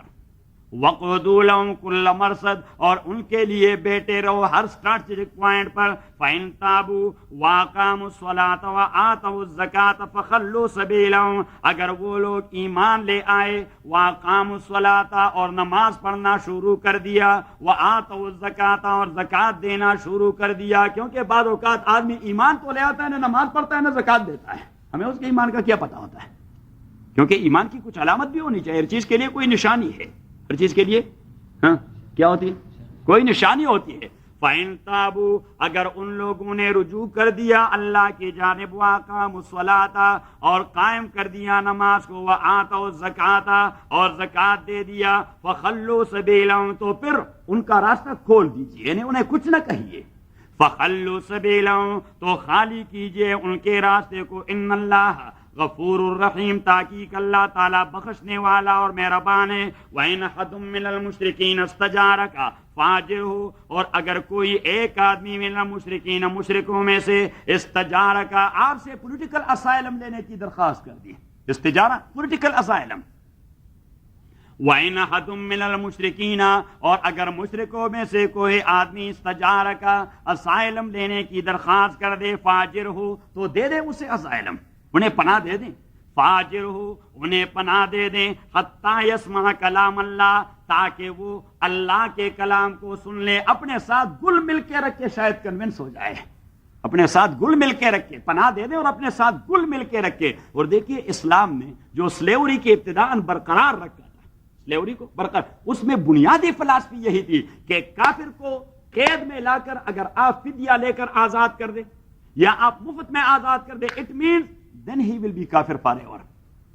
تو شریعت اسلامیہ نے کہہ دیا کہ غلام بنائے، کنیز بنا دیں، اپنے گھر میں رکھیں، لیکن حضور نے حکم دے دیا اطعموہم مما تاکلون، کھلائیں گے اسے وہ چیز جو آپ کھائیں گے، والبسوہم مما تلبسون، پہنائیں گے انہیں وہ چیز ہاں جو آپ پہنا۔ اور میں کہتا ہوں کہ اس غلام کو اللہ کریم، میرے خیال میں انسانی رشتوں میں سب سے قریبی رشتہ اور خصوصاً آج کے دور میں جس کے لیے آدمی اپنے پیرنٹس کو بھی قربان کر دیتا ہے وہ بیوی کا رشتہ ہوتا ہے۔ کون سا ہوتا ہے؟ یہ قیامت کی نشانی ہے۔ علی بن ابی طالب کی حدیث میں نبی کریم صلی اللہ علیہ وسلم نے فرمایا کہ عزت خذل فی عدولا، جب لوگ قومی مال کو اپنے باپ دادا کی جاگیر سمجھے، والزکاۃ مغرما، زکوٰۃ کو ٹیکس سمجھ کر دینے سے انکار کر دیں، والامانۃ مغنما، امانت کو غنیمت سمجھ کر کھاتے رہیں، وتعلم لغیر الدین، دین کی سمجھ چھوڑ دیجئے، لوگ دنیا داری کی سمجھ کے پیچھے پڑ جائیں۔ اور فرمایا وَأَدْنَى الرَّجُلُ صَدِيقَهُ وَأَقْصَى أَبَاهُ، آدمی اپنے یار کے لیے باپ کو چھوڑ دے، شخص اپنے یار کے لیے، اور خصوصاً امریکہ میں گرل فرینڈ اور بوائے فرینڈ، اسی کا تو حشر یہی ہے کہ وَأَدْنَى الرَّجُلُ صَدِيقَهُ وَأَقْصَى أَبَاهُ۔ اور پانچویں بات آپ صلی اللہ علیہ وسلم نے فرمایا وَأَطَاعَ الرَّجُلُ امْرَأَتَهُ وَعَقَّ أُمَّهُ، آدمی اپنی ماں کو لات مار دے اور بیوی کو سر پہ بٹھائے۔ اور فرمایا کان رئیس القوم ارذلہم، کمیونٹی کا رذیل ترین آدمی اس کے سر پر سیادت کا تاج رکھا جائے، جو سب سے کمینہ آدمی ہو کمیونٹی کا بڑا بن جائے۔ اور فرمایا وَأُكْرِمَ الرَّجُلُ مَخَافَةَ شَرِّ، ایک آدمی کی رسپیکٹ اور آنر کی بیس یہ ہوا کرتی ہے کہ اس کے شر سے اپنے کو محفوظ رکھو، اس لیے میں مجھے احترام دے دیتا ہوں۔ کان رئیس القوم ارذلہم، اور حضور پاک نے فرمایا وَشُرِبَتِ الْخُمُورُ، محفلیں وہ شراب نوشی سے آباد ہوں گی، وَقَصُرَتِ الْقِينَاتُ وَالْمَغَازِبُ، رقص و سرود کی محفلیں وہ آدمی کی پرائیڈ بن جائے گی، آدمی کا تفخر اس کی شان و سٹیٹس کا انداز ہوگا۔ اور حضور علیہ الصلوۃ والسلام نے فرمایا وَلُبِسَتِ الْحَرِيرُ، اور لوگ وہ ریشم پہنا کریں گے، وَظَهَرَتِ الْأَصْوَاتُ فِي الْمَسَاجِدِ، اور حضور پاک نے فرمایا کہ مساجد میں جھگڑے پیدا ہو جائیں گے۔ اور فرمایا وَلَعَنَ آخِرُ هَذِهِ وَكَثُرَتِ الزِّنَا، زنا یہ عام ہو جائے گا، وَلَعَنَ آخِرُ هَذِهِ الْأُمَّةِ أَوَّلَهَا، اور اس امت میرے امت کے آخری لوگ جو اپنے تئیں بڑے تعلیم یافتہ ہوں گے وہ میرے صحابہ پہ تان و تشنی شروع کریں گے۔ وہ کیا گئے گزرے لوگ تھے، دقیانوسی زمانے کے لوگ، وہ کیا جانتے تھے، یہ تو بڑی فارورڈ دنیا ہے۔ تو حضور پاک نے فرمایا فَارْتَقِبُوا عِنْدَ ذَلِكَ رِيحًا حَمْرَاء، پھر اللہ کریم آپ لوگوں کے اوپر آگ کی آندیاں چلائے گا، وَزَلْزَلَةً، ارتھ آتا رہے گا، وَخَسْفًا، زمین دنستی جائے گی، وَمَسْخًا، آپ کے شکل بگڑتے رہیں گے، وَآثَارًا يَتَتَابَعُ كَسِلْكٍ انقطع فَيَتَتَابَعُ رواہ احمد والترمذی، اور آپ ایسے فتنوں میں مبتلا ہوں گے جس طرح ہار کا دھاگا ٹوٹ جائے اور اس کے دانے تسلسل سے گرتے پڑتے ہیں، اس کے دانے تسلسل سے گرتے، تو اللہ کے عذاب وہ اس طرح تسلسل سے آتے رہیں گے۔ امام احمد اور امام ترمذی نے حدیث نقل کی ہے، حضرت علی بن ابی طالب کی روایت ہے اور جابر بن عبداللہ کی رضی اللہ تعالی عنہما۔ وَإِنْ أَحَدٌ مِّنَ الْمُشْرِكِينَ اسْتَجَارَكَ، آج تو میں یہ کہہ رہا تھا کہ یہ بیوی کا رشتہ یہ آدمی کو سب سے زیادہ نزدیک ترین رشتہ، لیکن دیکھیے شریعت اسلامیہ میں you are not bound to pay the صدقۃ الفطر آف یور بیوی۔ شریعت اسلامیہ آپ بچوں کی صدقۃ الفطر تو ادا کرتے ہیں، but you are not bound to pay the صدقۃ الفطر آف یور بیوی۔ she must pay on her own. اگر اس کے پاس کچھ مال نہیں ہے تو آپ باؤنڈ نہیں کہ اس کا ادا کر دیں، اس پر پھر ہے نہیں، صدقۃ الفطر ہے نہیں. لیکن غلام اور کنیز جو آپ کے گھر میں ہے اسی کے لیے you are bound to pay for. He is just like one of your children. وہ آپ کے چلڈرن میں سے کسی ایک کی طرح ہے، تو آپ نے اپنے غلام کا بھی ادا کرنا ہے، اپنی کنیز کا بھی ادا کرنا ہے. وَإِنْ أَحَدٌ مِّنَ الْمُشْرِكِينَ، اور میں نے آپ کو تفصیل بتا دی تھی کہ شریعت اسلامیہ اس پر حریص نہیں کہ لوگوں کو غلام بنائے. یہ چیز تو اسلام کا بنیادی فلسفہ نہیں تھا، یہ تو رومن اور بازنطین ٹریڈیشن سے آ گیا تھا. کہاں سے آ گیا تھا؟ اور مشرکین میں بھی جاری ساری تھا. اب اسلام وہ تو گریجولی اور سلولی تمام چیزوں کی اصلاح کرتا رہا. اگر آل آف اے سڈن وہ ضرب کاری لگا دیتا تو لوگ تو ضد پر اتر آتے. تبھی تو شریعت اسلامیہ نے، وہ چونکہ ڈرنکنگ میں ڈرنک تھے، شریعت اسلامیہ نے دھیرے دھیرے ان پہ حرام قرار دیا. دیکھیے 13 سال مکہ میں گزرے اور 4 سال مدینہ میں گزرے، 17 سال بعد کہہ دیا کہ ابھی شراب حرام ہے. اب بات ذہن میں آ رہی؟ تو غلاموں کا مسئلہ اس طرح تھا کہ غلام اور کنیز شریعت اسلامیہ نے تو جوں کا توں رکھ دیا، لیکن حضور نے فرمایا ایک کہ حقوق کے اعتبار سے اطعموہم مما تاکلون والبسوہم مما تلبسون، انہیں وہ پہنائے جو آپ پہنتے رہیں، انہیں وہ کھلائیں جو آپ خود کھاتے رہیں. اور فرمایا نبی کریم صلی اللہ علیہ وسلم نے واحسنوا الیہم، ان کے ساتھ احسان کرتے رہیے ان کے. اور فرمایا کہ من تملک عبدا او امتا فعذبہ واحسن تادیبہ، کہ جس آدمی کو ملکیت مل گئی ایک غلام کی یا کنیز کی اور اس کا اتنا لک آفٹر کر دیا کہ اس کو بہترین انسان بنا دیا، حضور پاک نے فرمایا جنت کا ایک کھلا اوپن ٹکٹ ہے اس کے لیے کہ وہ جنت میں چلا جائے گا. ایک آدمی کو ٹھیک ٹھاک انسان بنا دیا، ایک عورت کو ٹھیک ٹھاک انسان بنا دیا. اور حضور علیہ الصلوۃ والسلام نے فرمایا کہ دیکھیے آپ اگر انہیں آزاد کریں گے کانت لہ عتق رقبۃ من النار، اللہ آپ کے گردن کو آگ سے آزاد کرے گا. اور حضور علیہ الصلوۃ والسلام نے فرمایا کہ اگر 2 آدمیوں کا مشترک غلام ہے، ایک آدمی نے اپنا حصہ 50% آزاد کر دیا، what should be done with the remaining 50%؟ اس کا کیا ہوگا؟ حضور پاک نے فرمایا اب وہ غلام نہیں رہ سکتا، اب وہ غلام نہیں رہ سکتا. he must do his own job and work to earn money and to pay for، وہ جو دوسرا ہے پارٹنر اسی کو وہ اپنے حصے کی وہ پیمنٹ کر دے تاکہ وہ آزاد ہو جائے. حضور پاک صلی اللہ علیہ وسلم نے فرمایا اگر مفت میں نہیں آزاد کرتے مکاتب بناؤ، انہیں کہہ دو کہ چلو آپ کسی گیس اسٹیشن پہ کام کرو، مجھے اگر $1000 آپ دے دو گے تو آزاد ہو جاؤ گے. حضور علیہ الصلوۃ والسلام نے فرمایا مدبر بنا دو کہ جب میں مروں گا میرے مرنے کے بعد آپ آزاد ہو جائیں گے. اور جب آپ نے ایک بار یہ بات کہی پھر واپس وہ غلامی میں نہیں آ سکتا، چاہے آپ وڈرال بھی کرنا چاہے وہ وڈرال نہیں ہو سکتا.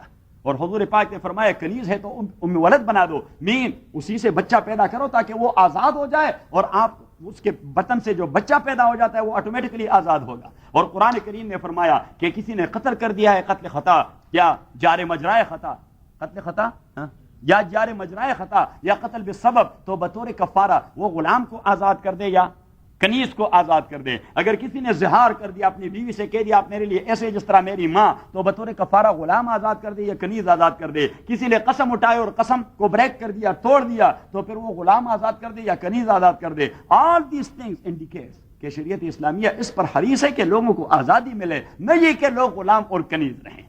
لیکن چونکہ وی نو نتھنگ اباؤٹ اسلام، لہٰذا کوئی اعتراض کر جاتا ہے بس ہم سمجھ جاتے ہیں یہ ہمارا شارٹیج ہے کہ ہم دین کو جانتے نہیں. الحمدللہ رب العالمین والصلاة والسلام علی رسول محمد وآلہ وصحبہ اجمعین. اللهم ربنا تقبل منا انك انت السميع العليم وتب علينا انك انت التواب الرحيم. اللهم ربنا ارحمنا بالقران العظيم، اللهم ذكرنا من القران ما نسينا وعلمنا منه ما جهلنا واذكرنا تلاوته وانا الليل وانا النهار فالله خير حافظا وارحم الراحمين. من المشركين استجارك فاجر حتى يسمع كلام الله ثم ابلغ ما منا. وَإِنَّ أَحَدٌ مِّنَ الْمُشْرِكِينَ اسْتَجَارَكَ، اگر کوئی ایک مشرکوں میں سے استجارک آپ سے پناہ طلب کرے، فَأَجِرُهُ سے پناہ دے دے، حَتَّى يَسْمَعَ كَلَامَ اللَّهِ تا آنکہ وہ اللہ کے کلام کو سنے، ثُمَّ أَبْلِغْهُ مَا مَنَعَ اور پھر اسے آپ امن کی جگہ پر پہنچا دے. اب رسول اللہ صلی اللہ علیہ وسلم کے ہاتھ میں جو بھی قیدی آ جاتا آپ صلی اللہ علیہ وسلم انہیں امان دے دیتے، آپ صلی اللہ علیہ وسلم انہیں امان دیتے. حضور علیہ الصلوۃ والسلام مدینہ میں ایک آدمی کے قتل کا حکم دے چکے تھے جس کا نام تھا کعب بن اشرف، بنو نذیر کا سردار. یہ ایک آدمی تھا جو حضور کے کنٹرول میں تھا اور حضور علیہ الصلوۃ والسلام نے اس کے رضائی بھائی سے یعنی فاسٹنگ بھائی سے کہہ دیا کہ آپ اس کا کام ختم کر دیں، کیونکہ وہ قدم قدم پہ سازشیں کرتا رہا. عقبہ ابن ابی معیط کے متعلق حضور علیہ الصلوۃ والسلام نے خود حکم دیا کہ اسے باہر نکال کر وہاں قتل کر دے جنت البقیع کے ہاں.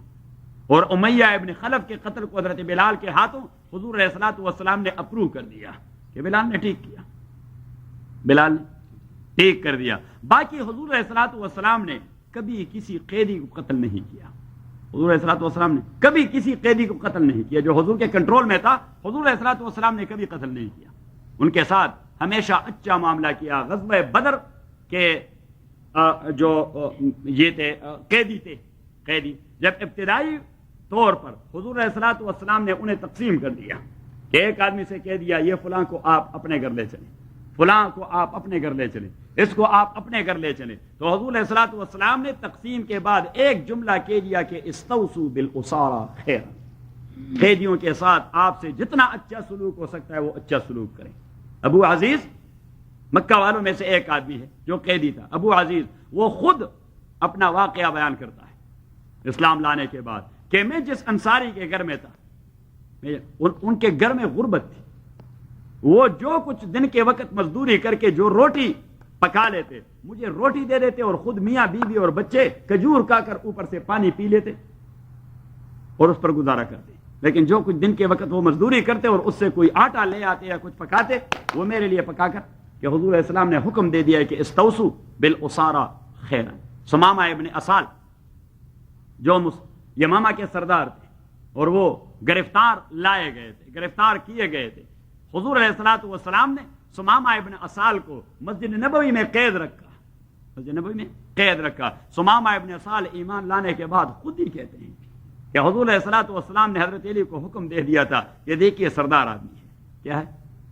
ہاں سردار آدمی ہے، اس پر مصیبتیں پڑی تو یہ بڑا دل برداشتہ ہو جائے گا اور ہے ہمارا قیدی، تو آپ ایسا کریں کہ اسے روٹی کے ساتھ دودھ بھی دیا کریں۔ حضرت علی رضی اللہ تعالیٰ عنہ میرے لیے تازہ دودھ بھی لایا کرتے تھے اور میں دودھ بھی پیا کرتا تھا، میں کیا کرتا تھا؟ دودھ بھی۔ غزوہ حنین کے قیدی حضور علیہ الصلوۃ والسلام نے تقسیم کر دیے تھے، حضور علیہ الصلوۃ والسلام نے تقسیم کر دیے تھے، لیکن جب حضور علیہ الصلوۃ والسلام کے پاس وفد آیا اور انہوں نے مطالبہ کر دیا کہ جی اگر آپ نے رہا کر دیا، تو حضور علیہ الصلوۃ والسلام نے کہہ دیا کہ ابھی تو وہ لوگوں کے مملوک بن چکے ہیں۔ حضور علیہ الصلوۃ والسلام نے فرمایا کہ جو لوگ اپنی مرضی سے اپنی قیدی کو آزاد کرانا چاہتے ہیں تو اس احسان کے بدلے اللہ تعالیٰ ان کو زبردست اجر دے گا۔ اگر کوئی مفت میں نہیں آزاد کرنا چاہتا، میں نے تو اپنے حصے کے سارے آزاد کر دیے، تو میں اس کو بدلہ دے دوں گا پیسوں کے حوالے سے، وہ اس کو آزاد کر دے۔ اب صحابہ کرام حضور سے پیسے لینے والے تھے، انہوں نے کہا جی آپ نے آزاد کر دیا، ہم نے بھی سارے آزاد کر دیے۔ صحیح، یہی ہے اسلام، یہ ہے اسلام۔ اور ان لوگوں نے جن پہ بس چلا تو کیا کیا انہوں نے؟ ابھی ہمیں کہتے ہیں کہ آپ تمہارے زلف میں آئی تو حسن کہلائی، وہ تیرگی جو میرے نام آئے سیاہ میں تھی۔ دنیا بھر کی تاریخ دیکھیں اپنے قیدیوں کے ساتھ کیا سلوک کیا، جن جن کا بس چلا کیا کیا، انہوں نے کیا، اوروں نے کیا، اوروں نے کیا۔ وَإِنْ أَحَدٌ مِّنَ الْمُشْرِكِينَ اسْتَجَارَكَ فَأَجِرْهُ حَتَّى يَسْمَعَ كَلَامَ اللَّهِ۔ بلکہ غزوہ بدر کے جو 70 لوگ آئے تھے اور ابھی وہ مسجد میں بیٹھے تھے، حضور علیہ الصلوۃ والسلام گھر سے نکلے، تکے مان دیتے، نماز کے لیے نکلے، اور ان لوگوں کو دیکھا تو آپ صلی اللہ علیہ وسلم تو فطری طور پر نرم طبیعت رکھتے تھے، تو صحابہ سے کہہ دیے لو کان مطعم بن عدی حیا ثم کلمنی فی هؤلاء النتنا لترکتهم له۔ اگر مطعم بن عدی زندہ ہوتے، یہ مکہ کے مشرکین کے ایک بڑے سردار تھے، کہ مطعم بن عدی اگر زندہ ہوتے اور وہ مجھے اپروچ کرتے ان لوگوں کے لیے کہ انہیں رہا کر دو، میں بالکل نہ کر سکتا تھا، فوراً رہا کر دیتا، کیونکہ حضور علیہ الصلوۃ والسلام ہمیشہ دنیا ہی میں احسان کا بدلہ چکاتے تھے۔ جب طائف میں رسول اللہ صلی اللہ علیہ وسلم کو زخمی کر دیا گیا اور مکہ معظمہ جب آپ صلی اللہ علیہ وسلم واپس آئے اور کوئی رسول اللہ علیہ السلام کو سپورٹ دینے والا نہیں تھا، اور مکہ والوں نے کہا کہ وہاں سے بھی دھتکارے گئے، یہاں ہم ماریں گے اسے، تو مطعم بن عدی وہ نکل آئے، حضور علیہ الصلوۃ والسلام سے کہہ دیا آپ میرے گھر آ جائیں، تو حضور علیہ السلام مطعم بن عدی کے گھر چلے گئے، اور مطعم بن عدی نے اپنے 4 بیٹوں کو تلواریں دی کہ دروازے میں کھڑے ہوں، جو بھی آئے regardless of his status and position, who he is، اسے ختم کر دیں۔ اب نبی کریم صلی اللہ علیہ وسلم نے فرمایا مطعم نے میرے ساتھ احسان کیا ہے، اگر وہ زندہ ہوتے اور مجھ سے کہتے کہ جی یہ میرے عزیز ہیں آپ نے گرفتار کیے ہیں، میں کہہ رہا تھا کہ جی بس دوسری بات کی ضرورت نہیں، آپ لے چلیں سارے کے ساروں کو۔ اٹ مینس کہ رسول اللہ صلی اللہ علیہ وسلم نے ہمیشہ قیدیوں کے ساتھ اچھا سلوک کیا، اور ارادہ ہی یہی تھا کہ قیدیوں کے ساتھ کیا جائے، احسان کیا جائے۔ وَإِنْ أَحَدٌ مِّنَ الْمُشْرِكِينَ اسْتَجَارَكَ، اور اگر مشرکوں میں سے کوئی آدمی استجارک، آپ سے پولیٹیکل اسائلم لینے کی درخواست کرے، فاجرو، اسے پناہ دے دیں، حتیٰ یسمع کلام اللہ، اور ایسا پناہ نہیں کہ اسے کہہ دیں کہ آپ چلو اسٹور میں گپ شپ لگایا کریں، اسٹوروں میں گھوما پھرا کریں، وہاں رات میں چلے جائیں اور وہاں فلاں میں چلے جائیں، فلاں میں چلے جائے، نہیں، اسے اپنے ساتھ پھرایا کریں، جہاں آپ درس دیتے ہیں وہاں اسے بٹھائیں، جب آپ نماز پڑھتے ہیں تو ان کو نماز کا وہ نقشہ یعنی مینز اسے ایسے پوائنٹ پر بٹھائے کہ وہ نماز کو دیکھتا ہے، حتیٰ یسمع کلام اللہ، کیونکہ مقصد تو اس کا جیل میں رکھنا نہیں، مقصد تو اس کو تنغم والی زندگی دینی نہیں، اس کی اصلاح کرنی مقصود ہے کہ اس کی اصلاح ہو جائے۔ اور رات جو میں آپ کو غلاموں کا تذکرہ کر رہا تھا کہ غلامی کا تصور اسلام میں اپنا تصور نہیں، یہ کہاں سے آیا؟ یہ رومن کلچر تھا اور بزنطین کلچر تھا، یہ بیزنٹائن کلچر جو اسلام سے پہلے تھا، اور رومن کلچر، اور وہ کیا کرتے تھے جو آدمی غلام اور کنیز بن جاتا فارغ اور غلام اور کنیز ہی ہوتا، اس کے خلاصی کی کوئی صورت نہ ہوتی، اس کے صرف جتنے سارے جنریشن آتے وہ غلاموں پہ غلام بنتے جاتے تھے، وہ غلاموں پہ غلام بنتے جاتے تھے۔ لیکن اسلام جب آیا تو اعلیٰ فسڈن غلامی کا تصور ختم نہیں کیا، اس میں ریفارمیشن کر دی، اصلاح کر دی، یہ بھی لازم نہیں قرار دیا کہ جو بھی قیدی جنگ میں ہاتھ آئے غلام ہی بنا دے۔ حضور علیہ الصلوۃ والسلام کسی کو مفت چھوڑ دے، چلے کسی سے کچھ پیسے لے لیتے، چلے جی بیت المال میں اتنے پیسے داخل کر دیں، صحیح، کسی کو قیدی کے بدلے، جس طرح میں نے سورہ محمد کی آیت نکالی تھی، قیدی کے بدلے اس کو چھڑا دیتے، ہمارا قیدی ہمیں دے دیں، یہ اپنا لے لیں، ہمارا آپ لے لیں اور ہمارا والا دے دیں۔ کبھی رسول اللہ صلی اللہ علیہ وسلم کسی کی ذمہ داری لگا دیتے کہ آپ اتنوں کو پڑھائیں گے تو پھر ہم آپ کو چھوڑ دیں گے، ٹیوٹر بنیں گے آپ 10 بچوں کے یا 10 بالغوں کے، انہیں پڑھائیں گے، جو فن آپ کو آتا ہے تو پھر ہم آپ کو چھوڑ دیں گے۔ بات ذہن میں آ رہی؟ بات ذہن؟ تو اٹ مینس کہ اسلام نے صرف یہ تصور نہیں دیا کہ بس جو کوئی ہاتھ آیا تو غلام بنائے اور کنیز بنائے، ایک تو یہ کہ یہ اسلام کا اپنا تصور نہیں، اور اسلام نے بہت ساری چیزوں کو جو کسٹم میں آ رہے تھے اسلام نے برقرار رکھے کہ نہیں رکھے؟ جو اسلام نے برقرار رکھے کہ نہیں؟ یہ دیکھیے، کافر کے ساتھ مسلمان عورت کی نکاح ہو سکتی؟ بتائیں بتائیں، لیکن اسلام نے فرام دا ویری بگننگ اس کو ناجائز قرار نہیں دیا۔ خود حضور کی اپنی 2 بچیاں، حضور کی اپنی 2 بچیاں رضی اللہ تعالی عنہما، حضرت رقیہ اور حضرت ام کلثوم رضی اللہ تعالی، بلکہ 3 بچیاں، حضرت رقیہ، حضرت ام کلثوم اور حضرت زینب، یہ تینوں مشرکین کے نکاح میں تھے۔ حضرت زینب کے شوہر تھے ابو العاص، وہ مشرک تھے، نبوت سے پہلے، ہاں نبوت میں، تو وہ اس کے نکاح میں تھی۔ ایک حضور علیہ الصلوۃ والسلام کے 2 چچا زاد بھائی ابو لہب کے بیٹے، ان کے ہاں حضور کی 2 بیٹیاں تھیں، ان کے ہاں حضور پاک صلی اللہ علیہ وسلم کی ہاں 2 بیٹیاں تھیں۔ جب رسول اللہ صلی اللہ علیہ وسلم نے دعوت دینی شروع کر دی، ان 2 دامادوں نے حضور علیہ الصلوۃ والسلام کو بڑا ستایا، ان 2 دامادوں نے حضور علیہ الصلوۃ والسلام کو بڑا ستایا، اور حضور علیہ الصلوۃ والسلام کی بیٹیاں اس کے باوجود وہاں ان کے گھر میں رہیں اور صبر کرتی رہیں۔ بعد میں جب حکم آیا کہ کافر کے لیے جائز نہیں کہ مسلمان کو اپنے نکاح میں رکھے، تو حضور علیہ الصلوۃ والسلام گئے وہاں سے اپنی 2 بیٹیوں کو لے آیا، اور ابو العاص کے گھر گئے تو ابو العاص کے گھر سے حضرت زینب کو لے آئے۔ ابو العاص کو تو اللہ نے بعد میں ایمان دے دیا، تو حضرت زینب رضی اللہ تعالی عنہا واپس اس کے گھر بھجوا دی گئی، لیکن وہ 2 جو تھے وہ تو کافر مردار ہو گئے۔ وہ دونوں بچیاں حضور کی حضرت عثمان رضی اللہ تعالیٰ کے نکاح میں یا کے بعد دیگرے آئیں۔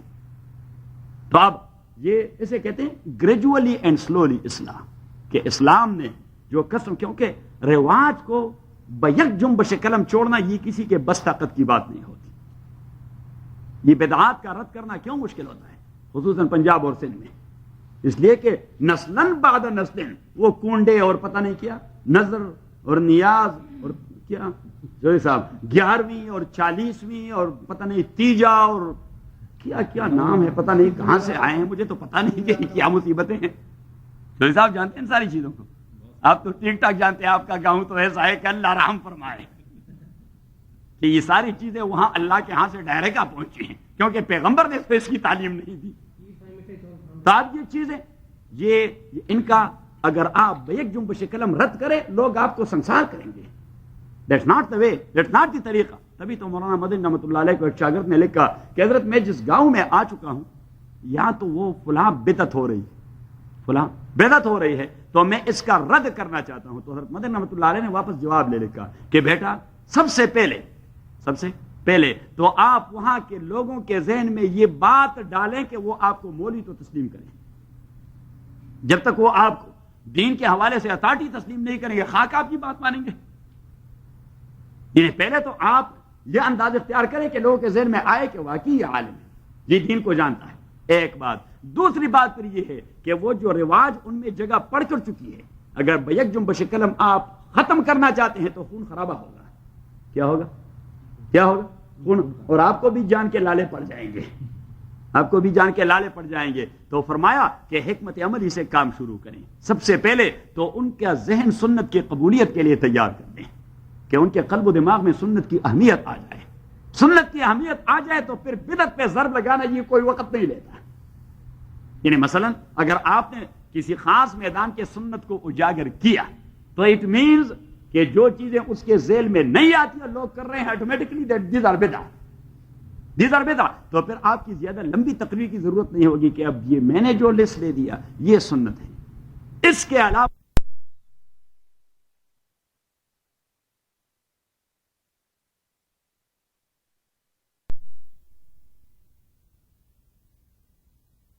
کے سر کو ماریں گے. یہ کہ بے وقوف مولوی آیا ہے، کوئی طریقہ نہیں آتا. ادعو الی سبیل ربک بالحکمہ والموعظہ. مولانا الیاس رحمۃ اللہ علیہ کی جماعت یہ دنیا میں پہلی کیوں؟ یہ کبھی لوگوں کو چھیڑتے نہیں، یہ کبھی لوگ. اور جس طرح بدعت کا خاتمہ یہ لوگ کرتے ہیں ہم مولوی نہیں کر سکتے، کیونکہ ہم مولوی تو بس ڈنڈا اٹھا کر مار دیتے ہیں اور مصیبت پیدا ہوتی ہے. کوئی ہمیں امامت نہیں کروانے دیتا کسی مسجد میں. یہ وابڑا ہے، وہ کہہ رہتے ہیں کہ مولوی یہ وابڑا ہے. اور شیخ رحمہ اللہ فرمایا کرتے تھے کہ بھائی ہم بات کرتے ہیں کہ اللہ یہ عالم غیب ہے تو لوگ کہتے ہیں کہ وابڑا. کیا ہے؟ وابڑا ہے. اس نے کہا کہ یہ دیکھیے قرآن کریم کے اندر یہ ہدہد جب سلیمان علیہ السلام کے پاس آیا تو اس نے سلیمان علیہ السلام سے کہہ دیا کہ انی جئتک من سبأ بنبأ یقین، کہ میں آپ کے لیے مشاہدے کی ایک خبر لا چکا ہوں. احطت بما لم تحط به خبرا، اور میں ایسی چیز کی اطلاع پا چکا ہوں اللہ کے نبی کہ آپ کو بھی پتہ نہیں. اب شیخ نے فرمایا رحمہ اللہ کہ دیکھیے حدود ایک چھوٹا پرندہ ہے، اللہ کے پیغمبر سے کہتا ہے کہ مجھے پتا ہے آپ کو نہیں پتا، مجھے پتا ہے. اور آپ کو اس لیے کہ مشاہدے کی بات کر رہا ہوں، میں کوئی آپ کے علم کو توڑا چیلنج کر رہا ہوں، میں کوئی یہ کہہ رہا ہوں کہ شریعت میں اتھارٹی ہوں آپ اتھارٹی نہیں، میں مشاہدے کی بات کر رہا ہوں کہ میں آنکھوں سے دیکھ چکا ہوں، ابھی تک آپ کو اس کی اطلاع نہیں ہے. تو شیخ فرمایا کرتے تھے یہ حدود جو تھا بہت بڑا وابڑا تھا، کیونکہ پیغمبر کو عالم غیب نہیں سمجھتا تھا، پیغمبر کو عالم غیب نہیں مانتا تھا. گرین پگڑی وہ گرین پگڑی کا لطیفہ تو آپ کو یاد ہے کہ نہیں یاد؟ اچھا، تو یہ پھر چودھری صاحب سے اس پر آپ ایک لیکچر لے لیں. وَإِنْ أَحَدٌ مِّنَ الْمُشْرِكِينَ اسْتَجَارَكَ فَأَجِرْهُ حَتَّى يَسْمَعَ كَلَامَ اللَّهِ. اب قیدیوں کے ساتھ یہ سلوک یا بصورت دیگر، انہیں غلام رکھیں یا کنیز رکھیں، لیکن غلام اور کنیز رکھیں تو آپ کی ڈیلنگ کیا ہوگی؟ رات میں نے تفصیل بتا دی تھی کہ اطعموہم مما تاکلون والبسوا مما تلبسون. جو خود پہنتے ہو وہ کپڑا آپ غلام کو پہناؤ گے، جو خود کھاتے ہو وہ انہیں کھلاؤ گے. ہمارے پاکستان میں تو وڈیرا صاحب کے ساتھ اس کا ڈرائیور بھی نہیں بیٹھ سکتا جو 24 گھنٹے اس کی ڈرائیونگ کرتا رہتا ہے. کہ بیٹھ سکتا ہے؟ ایم این اے صاحب کے ساتھ بیٹھ سکتا ہے؟ ایم این اے چھوڑیے بھائی، تانے دار کے ساتھ نہیں بیٹھ سکتا اس کا سپاہی، تانے دار کے ساتھ نہیں. میری ممبری میں ایک مصیبت یہ بھی تھی کہ یہ آفیسر جو ہے نا، آفیسر یہ تو آ جاتے ہیں نا ایم این اے کے پاس، مسائل ہوتے ہیں، علاقے کے معاملات ہوتے ہیں، اور یہ ایم این اے ان کے لیے ایک کور ہوتا ہے نا کہ ان پہ جو مشکل آئے تو وہاں دوڑ کے آ جاتا ہے کہ عوام تو اس کے ساتھ ہیں، تو وہاں جاتے. تو میرے پاس جب آ جاتے، اب ایس پی آ جاتا، آئی جی آتا یا ڈی آئی جی آتا یا کمشنر صاحب آتے، اس کے ساتھ جو حملہ ہوتا، پولیس آگے پیچھے ہوتی، جب روٹی یا چائے کا پروگرام ہوتا تو میں کہہ رہا تھا ساروں کہ یہاں آ جائے بھائی. اچھا، وہ افسروں کو ایسا کلک ہو جاتا کہ یہ کیا عذاب ہے، کہ جی کیا عذاب ہے، آئی جی کے ساتھ ایک سپاہی بھی بیٹا ہے. صحیح. تو وہاں پہ ایک پولیس آفیسر تھے، ایک پولیس آفیسر، وہ کہا کرتے تھے کہ ہمیں خدا جلدی اس مولوی سے نجات دلائے، اس مولوی نے تو ہمارا اسٹیٹس کا بیڑا غرق کر دیا. سپاہی سے کہہ رہا ہے یہاں بیٹھ جائیں، یہ چائے لیں. اب وہ سپاہی وہ اتنا ڈرا اور سہما، اور میں نے کہا کہ شاید اس کو جھاڑ پلائیں گے جب وہاں جائیں گے، کہ اگر وہ کہتے تو آپ کیوں آتے.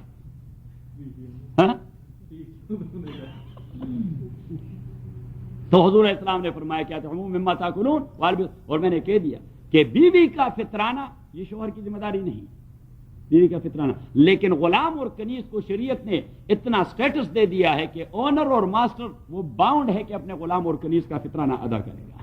سو just like one of his children, وہ اس کے بچوں جیسا ہے. اور پھر میں نے مختلف طریقے بتائے کہ شریعت اسلامیہ نے ان کے آزاد کروانے کے لیے کیا راستے بنائے. یہ آزاد کریں، اس طرح آزاد کریں، اس طرح آزاد کریں، کفارے میں آزاد کریں، سعایا میں آزاد کریں، مکاتبت میں آزاد کریں، ام الولد میں آزاد کریں، مدبر میں آزاد کریں. رات میں یہ ساری تفصیل چوری صاحب اس میں آپ کا امتحان ہوگا. وَإِنْ أَحَدٌ مِّنَ الْمُشْرِكِينَ اسْتَجَارَكَ فَأَجِرْهُ حَتَّى يَسْمَعَ كَلَامَ اللَّهِ ثُمَّ أَبْلِغْهُ مَا مَنَعَ. اب دیکھیے یہ طریقے جو ہوتے ہیں یہ انسانوں میں مشترک آ جاتے ہیں. ہمیں تو تانا دے دیتے ہیں کہ اسلام میں کنیز اور غلام کا تصور ہے. انہوں نے یہ جو کالے لائے ہیں یہ مسلمان تھے تبھی لائے ہیں. یہاں کے امریکہ کے باسی یہ سارے مسلمان تھے، اسلام نے انہیں کہہ دیا تاکہ انہیں لا کے اس طرح ذلیل کروا دیں. انہوں نے نسلاً بعد نسل جنریشن ٹو جنریشن لوگوں کو غلام نہیں رکھا. کیا خیال ہے؟ ثم ابلغ ما منع، اور پھر اسے پہنچائیں اس کے جائے عمل پر. اب اللہ کریم نے من کہہ دیا کہ اگر اسے خطرہ ہے اپنی حکومت سے ہلاک کروانے کا، قتل کروانے کا، تو اللہ کریم نے فرمایا کہ اسے اگر آپ کہیں پہنچانا چاہتے ہیں تو جائے امن پر پہنچائے، جائے قتل پر نہ پہنچائیں. اگر آپ ہینڈ اوور کرتے ہیں متعلقہ حکومت کو اس طرح ہمارے والے اٹھا لیتے ہیں، یہ لے لیں، یہ ہاں وانٹڈ، یہ آپ کا وانٹڈ ہے، یہ لے لیں. اب وہ کیا کرتے ہیں؟ وہ تیسرے چوتھے دن سمری ٹرائل میں اسے پہنچا دیتے ہیں کہ اس نے بھی جہاد لڑی. صحیح. ثم ابلغ ما منع، حالانکہ وہ مسلمان ہوتے ہیں. اور یہ اللہ کریم مشرک کی بات کرتا ہے. کس کی بات کرتا ہے؟ مشرک کی بات کرتا ہے. ذالک بأنہم قوم لا یعلمون، یہ اس لیے کہ یہ ایک ایسی قوم ہے جن کو سمجھ نہیں آتی. کیف یکون للمشرکین قعد عند اللہ وعند رسولہ، کیف یکون. اب دیکھیے اس آیت کا تعلق ہے آیت نمبر 1 سے. آیت نمبر 1 نکالیں. براءۃ من اللہ ورسولہ الی الذین عاہدتم من المشرکین، اعلان بیزاری ہے اللہ اور رسول کی طرف سے ان سارے مشرکوں کو جن کے ساتھ آپ نے معاہدے کیے ہیں، کیونکہ وہ قدم قدم پر اس معاہدے کو توڑ چکے ہیں. یہ میں نے آپ کو روکے رکھا ہے. اللہ کریم فرماتے ہیں کہ وہ بدبخت قدم قدم پہ توڑ رہے ہیں، یہ میں نے آپ کو روکے رکھا ہے. اور تبھی وہ واقعہ ہوا جب رسول اللہ صلی اللہ علیہ وسلم نے خطوط بھجوائے حکمرانوں کے نام، خطوط بھجوائے حکمرانوں کے نام، قیصر روم کے نام جو خط بھجوایا، اور جس صحابی کو دیا صحابی کا نام تھا حضرت دحیہ کلبی رضی اللہ تعالی عنہ. شکل و صورت میں وہ اتنے خوبصورت تھے کہ رسول اللہ علیہ الصلوۃ والسلام نے اس کا ٹائٹل لگا دیا تھا یوسف الامہ، یہ میرے امت کے حضرت یوسف ہیں. شکل و صورت اللہ تعالیٰ نے ایسی بہتر دی. اور جس طرح آپ کو پتا ہے کہ روم والے تو بڑے خوبصورت ہوتے ہیں، تو حضور علیہ الصلوۃ والسلام نے حکمت عملی کی بنیاد پر یہ کلر کا مسئلہ پرانے زمانے سے آ رہا ہے کہ وہ کلر کے حوالے سے کہیں دھتکا دینا کہ یہ کیا کالے کلوٹے کو بھجوا چکے ہیں، یہ کیا خاکی فلاں کو بھجوا چکے ہیں. حضور علیہ الصلوۃ والسلام نے حضرت دحیہ رضی اللہ تعالیٰ عنہ کا انتخاب کیا کہ روم آپ نے جانا ہے. جی ٹھیک ہے ٹھیک ہے. اب حضرت دحیہ کلبی رضی اللہ تعالیٰ عنہ اپنا گھوڑا اٹھا کے سوار ہو گیا. اور قیصر کو جب پتہ لگ گیا، قیصر he was then supreme power, اور یہ خط حضور علیہ السلام تب دے رہا ہے، یہ خط تب دے جب قیصر کسرا کو پیچھے دھکیل رہا ہے. یعنی مینس کہ وہ یونیپولر سسٹم کے حساس سے سپر بن رہا ہے اور بنتا جا رہا ہے. بائی پولر سسٹم ختم ہو رہا ہے، کیسر پیچھے ہٹ رہا، کسرا پیچھے ہٹ رہا ہے، پیرشین امپائر ہاں وہ سمٹ رہا ہے، اور رومن امپائر وہ ایکسٹینڈ اور ایکسپینڈ ہو رہا ہے. ایسے زمانے میں حضور علیہ السلام نے حضرت دحیہ رضی اللہ تعالیٰ کو بھجوایا. حضرت دحیہ رضی اللہ تعالیٰ قیصر کو جب اطلاع ملی کہ محمد پاک صلی اللہ علیہ وسلم کی طرف سے قاصد آ رہا ہے، تو اس نے حکم دے دیا کہ 3 میل تک اس روڈ پر ریڈ کارپٹ لگا دیں. ناٹ ٹو آنر ہم، آج کا ریڈ کارپٹ نہیں کہ آنر کے لیے لگا دیتے ہیں کہ ریڈ کارپٹ کا وہ ویلکم کر دیا گیا، نہیں، یہ اس لیے کہ اسے مرغوب کر دیا جائے. یہ تو اتنی بڑی قوت ہے، 3 میل تو انہوں نے کارپٹ لگا دیا.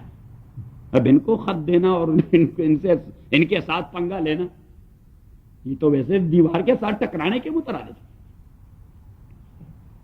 صحیح. اب حضرت دحیہ رضی اللہ تعالیٰ اور کیسر نے حکم دے دیا کہ ہر فرلانگ یا 2 فرلانگ میں تلوار بردار فوج والے، آرمی والے کھڑے ہوں، تاکہ وہ آدمی مرغوب ہو جائے اور شاید راستے سے وہ واپس چلا جائے. حضرت دحیہ رضی اللہ تعالیٰ عنہ جب آپ کا گھوڑا وہاں پہنچا تو آپ رضی اللہ تعالیٰ عنہ نے کسی کارپیٹ مارپیٹ اور پولیس اور فوج موج کی، کیونکہ ابھی میں بات کر رہا تھا جب ایمان ایک بار قلب و دماغ میں آ جائے آدمی کو دنیا جہان کی کوئی پرواہ نہیں ہوتی۔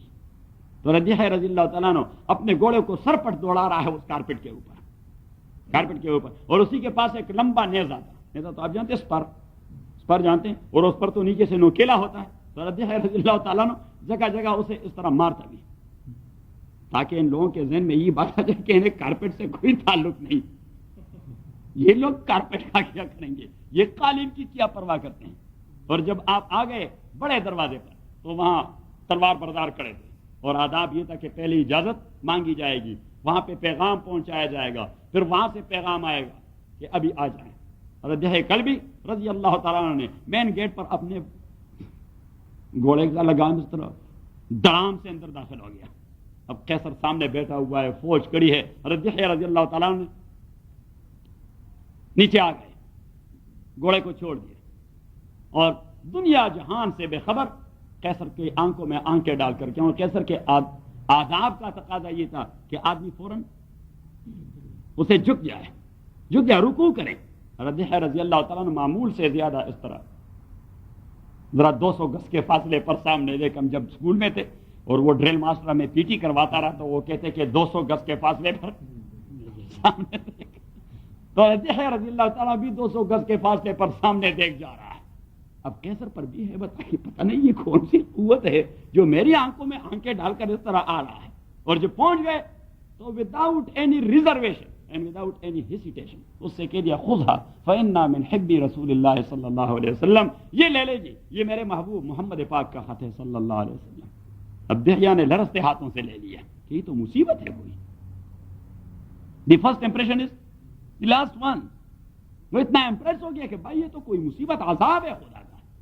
اچھا اس نے خط تو لے لیا، اب کھول دیا تو وہ تو عربی میں تھا، عربی تو آتی نہیں تھی۔ فدعا بالترجمان، ہی امام بخاری نے حدیث نقل کی ہے، فدعا بالترجمان، اس نے ٹرانسلیٹر منگوایا۔ اب ٹرانسلیٹر اسے ٹرانسلیٹ کرتا رہا، اس نے کہا اچھا ایسا نہیں، اس کے لیے تو اب میں نے تحقیق کرنی کہ یہ کیسے آدمی ہے۔ تو اس نے کہا کہ کیپٹل میں، یعنی جو دارالخلافہ ہے یا جو شہر ہے، اس شہر میں اور اس کے سراؤنڈنگ ایریا میں، سبربن ایریا میں جتنے سارے عرب لوگ ہیں ان کو فلاں تاریخ کو جمع کیا جائے، چاہے کوئی وزٹ کے لیے آئے، بزنس کے لیے آئے، جاب کے لیے آئے، جس طرح بھی آئے، لیکن عرب ہے تو اسے جمع کیا جائے۔ متعلقہ دن پر 30-40 عربوں کو جمع کر دیا گیا۔ ان میں اس زمانے میں حضرت ابو سفیان رضی اللہ تعالیٰ عنہ بھی وہاں گئے تھے تجارت کی غرض سے، وہ بھی تھے، وہ بھی آئے۔ تو قیصر آ کے بیٹھ گئے، سارے لوگوں نے آداب بجا لائے۔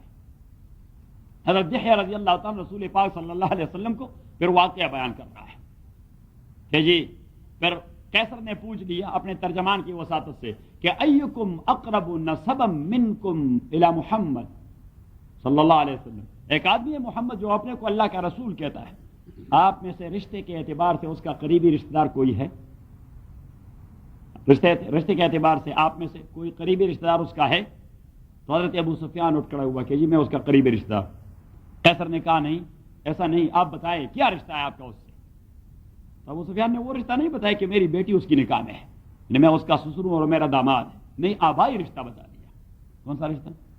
آبائی رشتہ، ڈی این اے والا رشتہ بتا دیا کہ ہمارے ڈی این اے وہاں اوپر ملے ہیں۔ اس نے کہا وہ کیسے؟ تو اس نے کہا کہ جی میرا رشتہ یہ ابو سفیان ابن حرب ابن امیہ ابن عبد شمس ابن عبد مناف، اور وہ ہے محمد ابن عبداللہ ابن عبد المطلب ابن ہاشم ابن عبد مناف، کہ جو چوتھا باپ ہے یہ میرا اور اس کا شریک ہے۔ عبد مناف سے میرا اور اس کا جو ہے برانچ علیحدہ ہو جاتا ہے، ہم جو ہے امیہ کی اولاد ہیں اور وہ ہاشم کی اولاد ہے، وہ ہاشم کی اولاد ہے، اور عبد مناف کی اولاد میں سے وہ ہاشم کی اولاد ہے اور امیہ کی اولاد ہے۔ اس نے کہا واقعی قریبی رشتہ ہے۔ تو پھر اس نے کہا کہ میں آپ سے اس آدمی کے متعلق کچھ پوچھنا چاہتا ہوں۔ سب سے پہلے تو یہ بات بتا دی جائے کہ یہ آدمی محمد صلی اللہ علیہ وسلم جو نبوت کا دعویٰ کر رہا ہے اور لوگوں کو دعوت دے رہا ہے، یہ نبوت کے دعوے سے پہلے اور پیدائش کے زمانے میں مینز یعنی جب اس کی پیدائش ہوئی تو یہ کیسے خاندان میں پیدا ہوئے؟ انہیں کوئی باوقار خاندان تھا یا کوئی ڈپرائیوڈ خاندان تھا اور گھسے پٹے لوگ تھے، اور اس نے یہ ڈرامہ رچایا کہ چلو باقی لوگ تو مال اور جائیداد کے حوالے سے سردار بن چکے ہیں، چلو میں یہ نبوت اور پیغمبری کا ڈرامہ رچاؤں، کچھ لوگ میرے پیچھے بھی ہو جائیں گے۔ تو اس نے کہا کہ یہ آدمی کیسے خاندان میں پیدا ہوا؟ ابو سفیان نے کہہ دیا کہ جی یہ ہمارے، یعنی میں نے تو کہہ دیا کہ ہمارے 2 برانچ ہیں، اور یہ جو بنو ہاشم ہے یہ ہمارے سردار ہوا کرتے ہیں، یہ ہمارے تو ہے چچازاد لیکن ہمارے سردار ہوا کرتے ہیں، انہوں نے ہمیشہ رول کیا پیننسولا کو، ہمیشہ انہوں نے رول کیا، اور یہ ہمیشہ کنگ رہے، بادشاہ رہے۔ تو ابو سفیان سے پھر دوسری بات قیصر نے پوچھی کہ جب یہ آدمی پیدا ہو گیا اور میچور ہو گیا تو اس کے کردار کیا تھے؟ ابو سفیان نے کہا کہ میری مذہبی اور دینی بغض تو تھی رسول پاک سے صلی اللہ علیہ وسلم۔ ایک بار ارادہ کیا کہ چلو جھوٹ بولوں، کہ اس جیسا جھوٹا آدمی، اس طرح خائن خیانت گر آدمی پورے مکہ میں کوئی اور تھا نہیں، لیکن میں نے کہا ہے تو جھوٹ، اگر میں جھوٹ کہوں تو ابھی 10-15 عرب اٹھ کے وہ کہیں گے کہ ہمیں ذلیل کروا رہے ہیں، تو سارے عربوں کی ناک کٹ جائے گی، جھوٹ بولتے ہیں۔ تو اس نے کہا کہ صرف وہ قومی حمیت راستے میں آڑے آئی کہ سارے عرب ڈیفیم نہ ہو جائیں۔ تو میں نے کہا جی ہم اس سے اپنے فیصلے کرواتے تھے، اور اسے ہم نے ٹائٹل دے دیا تھا الصادق الامین کا، الصادق الامین کا۔ تو اس نے پھر کہہ دیا کہ اچھا جب اس آدمی نے نبوت کا دعویٰ کیا تو اس نے آپ سے کیا کہا؟ مجھے پیسے دے دیں، بادشاہی دے دیں، کرسی دے دیں، کیا کچھ دے دیں؟ انہوں نے کہا نہیں، اس نے ایک عجیب بات کی جو ہماری سمجھ میں نہیں آ رہی۔ ابو سفیان کو اب تو موقع مل گیا کہ جو ہماری سمجھ میں نہیں آ رہی، ہم 300-400 خدا رکھتے ہیں، اسی میں کام نہیں ہوتے، یہ کہتے ایک خدا سب کچھ کرتا ہے، یہ بات ہمارے سمجھ میں نہیں آ رہی۔ قرآن کریم کے اندر ہے سورہ صاد میں جعل الآلہۃ الہا واحدا ان ھذا لشیء عجاب، اجعل الآلہۃ الہا واحدا ان ھذا لشیء عجاب۔ آپ ذرا نکالیں تاکہ یہ کانسیپٹ آپ کا کلیئر ہو جائے۔ سورہ صاد 23واں سپارہ، صفات کے بعد سورہ یاسین کے بعد، صفات کے بھی بعد اور 53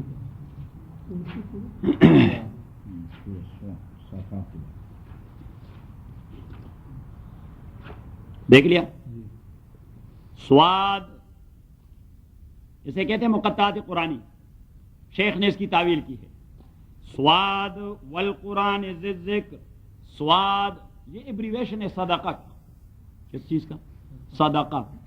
سواد صدق محمد، محمد سچا ہے، سواد صدق محمد، محمد سچا ہے۔ والقرآن ذی الذکر، مجھے قرآن کریم کی قسم ہے، ذی الذکر وہ قرآن کریم جو فل آف وزڈم ہے۔ بل الذین کفروا، لیکن وہ لوگ جو کفر کر چکے ہیں، فی عزت و شقاق، وہ دشمنی اور ایروگنس میں پڑ چکے ہیں، وہ اس لیے نہیں مانتے، حالانکہ قرآن تو فل آف وزڈم ہے، انکار کی کوئی مجال ہے نہیں، کوئی تک نہیں بنتی کہ اس کتاب کی انکار کی جائے، لیکن کفار کیوں انکار کر رہے ہیں؟ اللہ کریم فرماتے ہیں اس لیے کہ وہ ایروگنٹ ہو چکے ہیں، ضدی ہیں، اور دوسری بات یہ کہ دشمنی وہ سر کر رہے ہیں۔ بل الذین کفروا فی عزت و شقاق، کم اہلکنا من قبل من قرن، ڈیر سارے ہم نے ہلاک کر دیے ان سے پہلے، من قرن امتوں میں سے۔ فنادو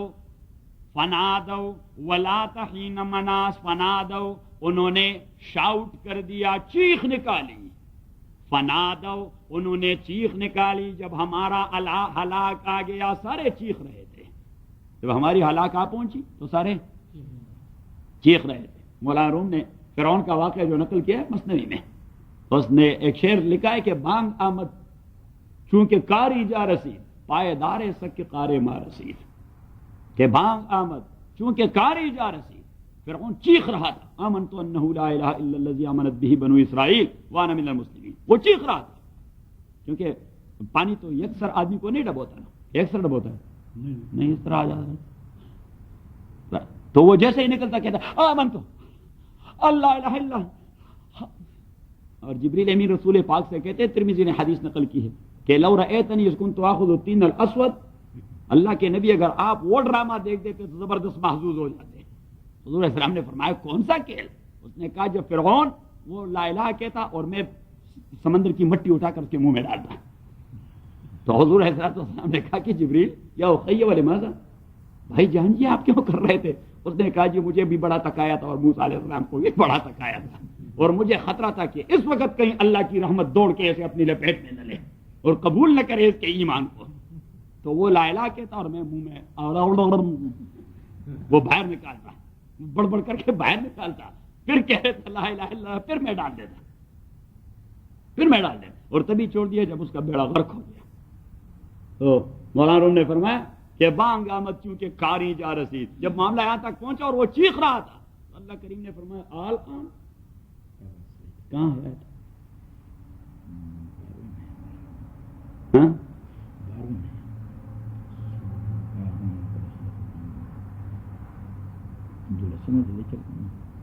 بس چھوڑیے. قال آل آن، اللہ کریم نے فرمایا اب. وہاں پہ قرآن کے الفاظ ہیں آل آن، میرے انداز کو دیکھیں، آل آن اب. وقت آسے تھا، آپ کو اپنی شیطانت یاد نہیں؟ کتنے بڑے خبیث تھے آپ، کتنے بڑے خبیث تھے. شاہ منصور شیخ سے وہ اللہ تعالیٰ اور چتا خود مادی پیغمبر اللہ سرخوک کرے کہ میرے اس پیغمبر کو تو آپ نے مائیگرین کا مریض بنا دیا تھا. وہ اللہ کی بات کرتا اور آپ رد کرتے، وہ اللہ کی بات کرتا اور آپ رد کرتے. سورہ یونس کی آیت نمبر 91 ہے. سورۃ ابراہیم میں نا شروع میں آتا ابراہیم میں نہیں بھائی، نہیں جی، سورہ یونس کی آیت نمبر 91. سورہ یونس سورہ یونس آیت نمبر 91 دیکھ لیا، 11واں پارہ. سورہ یونس سورتوں کے اعتبار سے 10ویں سورت 209. وجاوزنا ببنی اسرائیل البحر، ہم نے پار کروایا بنی اسرائیل کو سمندر سے. فاتبعہم فرعون وجنود، ان کے پیچھے لگ گئے فرعون اور اس کی لشکر، بغیاً وعدواً، ظلم کے ارادے سے. حتی اذا ادرکوا الغرق، تا آ کے ادرکوا الغرق، وہ ٹٹا اور پتہ نہیں کیا، سارے علاقے سائیکلون کے شکار ہو گئے ہیں. حتی اذا ادرکوا الغرق، جب سائیکلون نے اسے اپنے گرفت میں لے لیا. حتی اذا ادرکوا الغرق، تا کہ اسے گرفت میں لے لیا غرق نے. قال، اس نے چیخ لگائے، آمنتو، میں ایمان لا چکا ہوں، انہو، اس بات کے، لا الہ، نہیں معبود، الا الذی، مگر وہ، آمنت بھی بنو اسرائیل، جس پر ایمان لا چکے بنی اسرائیل. وانا من المسلمین، اور میں اقرار کرتا ہوں کہ میں اوبیڈینٹ آدمی ہوں، میں سرنڈر کرتا ہوں. میں وانا من المسلمین، میں سرنڈر کرتا ہوں. اب پیچھے دیکھیں، آل آنا، اب، وقد عصیت قبل، اور آپ نافرمانیاں کر چکے ہیں اس سے پہلے. وکنت من المفسدین، آپ تھے فساد کرنے والے میرے زمین میں. فالیوم ننجیک ببدنک، آج کے دن میں آپ کے جسد کو اور آپ کے لاش کو نجات دے دیتا ہوں. لتکون لمن خلفک آیا، تاکہ آئندہ آنے والے نسلوں کے لیے عبرت رہے. وَإِنَّ كَثِيرًا مِّنَ النَّاسِ عَنْ آيَاتِنَا لَغَافِلُونَ. اب اللہ کریم فرماتے ہیں کہ وہ تو کیرو کے میوزیم میں ابھی تک پڑے ہیں، لیکن لوگوں کا کیا جائے، بدبختوں کو ابھی تک عقل نہیں آتی، وہ میرے نشانیوں سے کوئی عبرت نہیں لیتے. إِنَّ كَثِيرًا مِّنَ النَّاسِ عَنْ آيَاتِنَا لَغَافِلُونَ، کہ اتنی واضح نشانیوں سے بھی لوگ ادھر ادھر ہٹتے جاتے ہیں. چوری صاحب، تو سورہ سواد پر جائیں. کم آلکنا من قبل من قرن فنادو، انہوں نے، ان کی چیخ نکل گئی، فنادو، ان کی چیخ نکل گئی.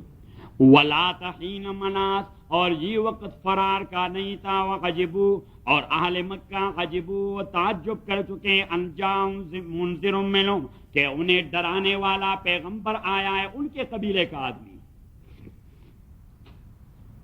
کہ اگر پیغمبر نے آنا تھا تو انسان کیوں آیا، فرشتہ کیوں نہیں آیا؟ انہیں یہ بات بڑی عجیب لگتی. وقال الکافرون، اور کہتے یہ کافر، ھذا ساحر کذاب، کہ یہ ساحر ہے اور جھوٹا ہے. اجعل الآلہۃ الہا واحدا، اس نے سارے خداؤں کو سمیٹ کر ایک خدا بنا دیا ہے. ہمارے ڈھیر سارے خدا ہیں، ان سے کام نہیں بنتی، اور یہ ایک خدا سے ساری دنیا کا کام چلانا چاہتا ہے. ان ھذا لشیء عجاب، یہ بڑی یونیک ٹائپ کا فلسفہ ہے جو ہماری سمجھ میں نہیں آتا. تو ابو سفیان نے یہی بات بیان نہیں ہوا کہ یونیک ٹائپ کا فلسفہ وہ لا چکے ہیں کہ ایک خدا سب کچھ کر سکتا ہے، اللہ سے ہونے کا یقین اور مخلوق سے نہ ہونے کا یقین۔ یہ بات مشرکین کو اچھی نہیں لگتی، یہ بات مشرکوں کو کبھی اچھی نہیں لگی۔ انہوں نے کہا جعل الآلہۃ الہا واحدا ان ھذا لشیء عجاب وانطلق الملأ منهم ان امشوا وانطلق الملأ منهم ان امشوا وانطلقا اور شروع کر دیا الملأ منکم ان کے سرداروں نے ان امشوا کہ اپنے طریقے کے ساتھ کمٹڈ رہیں، وَاصْبِرُوا عَلَىٰ آلِهَتِكُمْ اور اپنے خداؤں کو سینے سے لگائیں، خبردار محمد کی باتوں میں نہ آئیں کہ اتنے ڈھیر سارے خداؤں کو چھوڑ کر ایک خدا پہ سارا مسئلہ ڈھیر کر دیں۔ یہ دیوانگی، یہ دیوان یونیک فلسفہ ہے۔ إِنَّ هَٰذَا لَشَيْءٌ يُرَادُ تحقیق یہی وہ چیز ہے جو آپ سے ڈیمانڈ کیا جا رہا ہے، ما سمعنا بہذا فی الملت الآخرہ، ہم نے یہ ایک خدا کا تصور کسی دوسرے دین میں نہیں سنا۔ ان ھذا الا اختلاق، یہ اس پیغمبر کا کوئی اپنا گڑا فلسفہ ہے۔ انزل علیہ ذکر من بیننا، اچھا وحی آ گئی ہے اس کے پاس، من بیننا۔ ابو جہل نے کہا میں موجود ہوں، مکے کا چیف میں ہوں، وحی اس کے پاس آئی۔ ابو سفیان موجود ہے، چیف وہ ہے اور وحی اس کے پاس آئی۔ نعیم ابن مسعود موجود ہیں، چیف وہ ہے اور وحی اس کے پاس آئی، یہ تو اپنے قبیلے کا چیف بھی نہیں۔ انزل علیہ ذکر من بیننا، اب یہ بعد میں جواب اللہ کا ہے کہ بل ہم فی شک من ذکری، ان ساری باتوں کا حاصل یہ کہ اللہ کریم فرماتے کہ یہ میرے وحی سے شک کرتے ہیں، یہ وحی میں شک کرتے ہیں۔ کیا کرتے ہیں؟ وحی کرنے میں ان کا ڈاؤٹ ہے۔ بل لما یذوقوا عذاب، اور اللہ کریم نے فرمایا کہ ابھی تک انہوں نے عذاب کا مزہ نہیں چکھا، پھر میں دیکھوں کہ کیسے انکار کرتے ہیں۔ ابھی تک میں نے چکھایا نہیں، عذاب کا مزہ نہیں چکھایا، پھر اس وقت یہ لوگ بھی چیختے رہیں گے کہ جی ہم بھی مانتے ہیں۔ تو واپس جائیں اپنے سبق پر، یہ تو صرف ایک کنسپٹ کلیئر کر رہا تھا۔ تو ابو سفیان نے کہہ دیا کہ جی بس یہ انہی قسم کا فلسفہ وہ کہہ رہا ہے کہ ایک خدا ساری دنیا کام کر سکتا ہے۔ نے کہا اچھا ایسا کہہ رہا ہے؟ اس نے کہا ہاں۔ اس نے کہا اچھا پھر جب اس نے یہ دعوت دی تو پھر لوگوں نے کیا کیا؟ کون سے لوگوں نے اس کا ساتھ دیا اور کنہوں نے مخالفت کی؟ انہوں نے کہا جتنے قابل ذکر لوگ ہیں، chiefs and chieftains, elites, کسی نے بھی ساتھ نہیں دیا۔ سارے یہ گسے پٹے، کوئی روم سے آیا ہے، کوئی حبشہ سے آیا ہے، اس انداز سے کراہت سے ابو سفیان ذکر کر رہا تھا۔ یہ ہمارے جو غلام جو ہمارے خادم ہوتے تھے وہ سارے اس کے ساتھ گسے پٹے لوگ۔ تو قیصر نے پھر پوچھ لیا کہ اچھا وہ جو ان کے ساتھ مل جاتے ہیں پھر کبھی واپس بھی مڑتے ہیں؟ انہوں نے کہا یہی تو مصیبت ہے، ہم انہیں آگ کے انگاروں پر لٹا رہے تھے، وہ نہیں مڑتے واپس نہیں۔ اس نے کہا آپ کے اس کے درمیان کبھی جنگیں بھی ہوئی ہیں؟ انہوں نے کہا جی ہاں بہت ساری جنگیں ہوئی ہیں۔ اس نے کہا کبھی جنگ میں وہ ہمیشہ غالب آتا ہے؟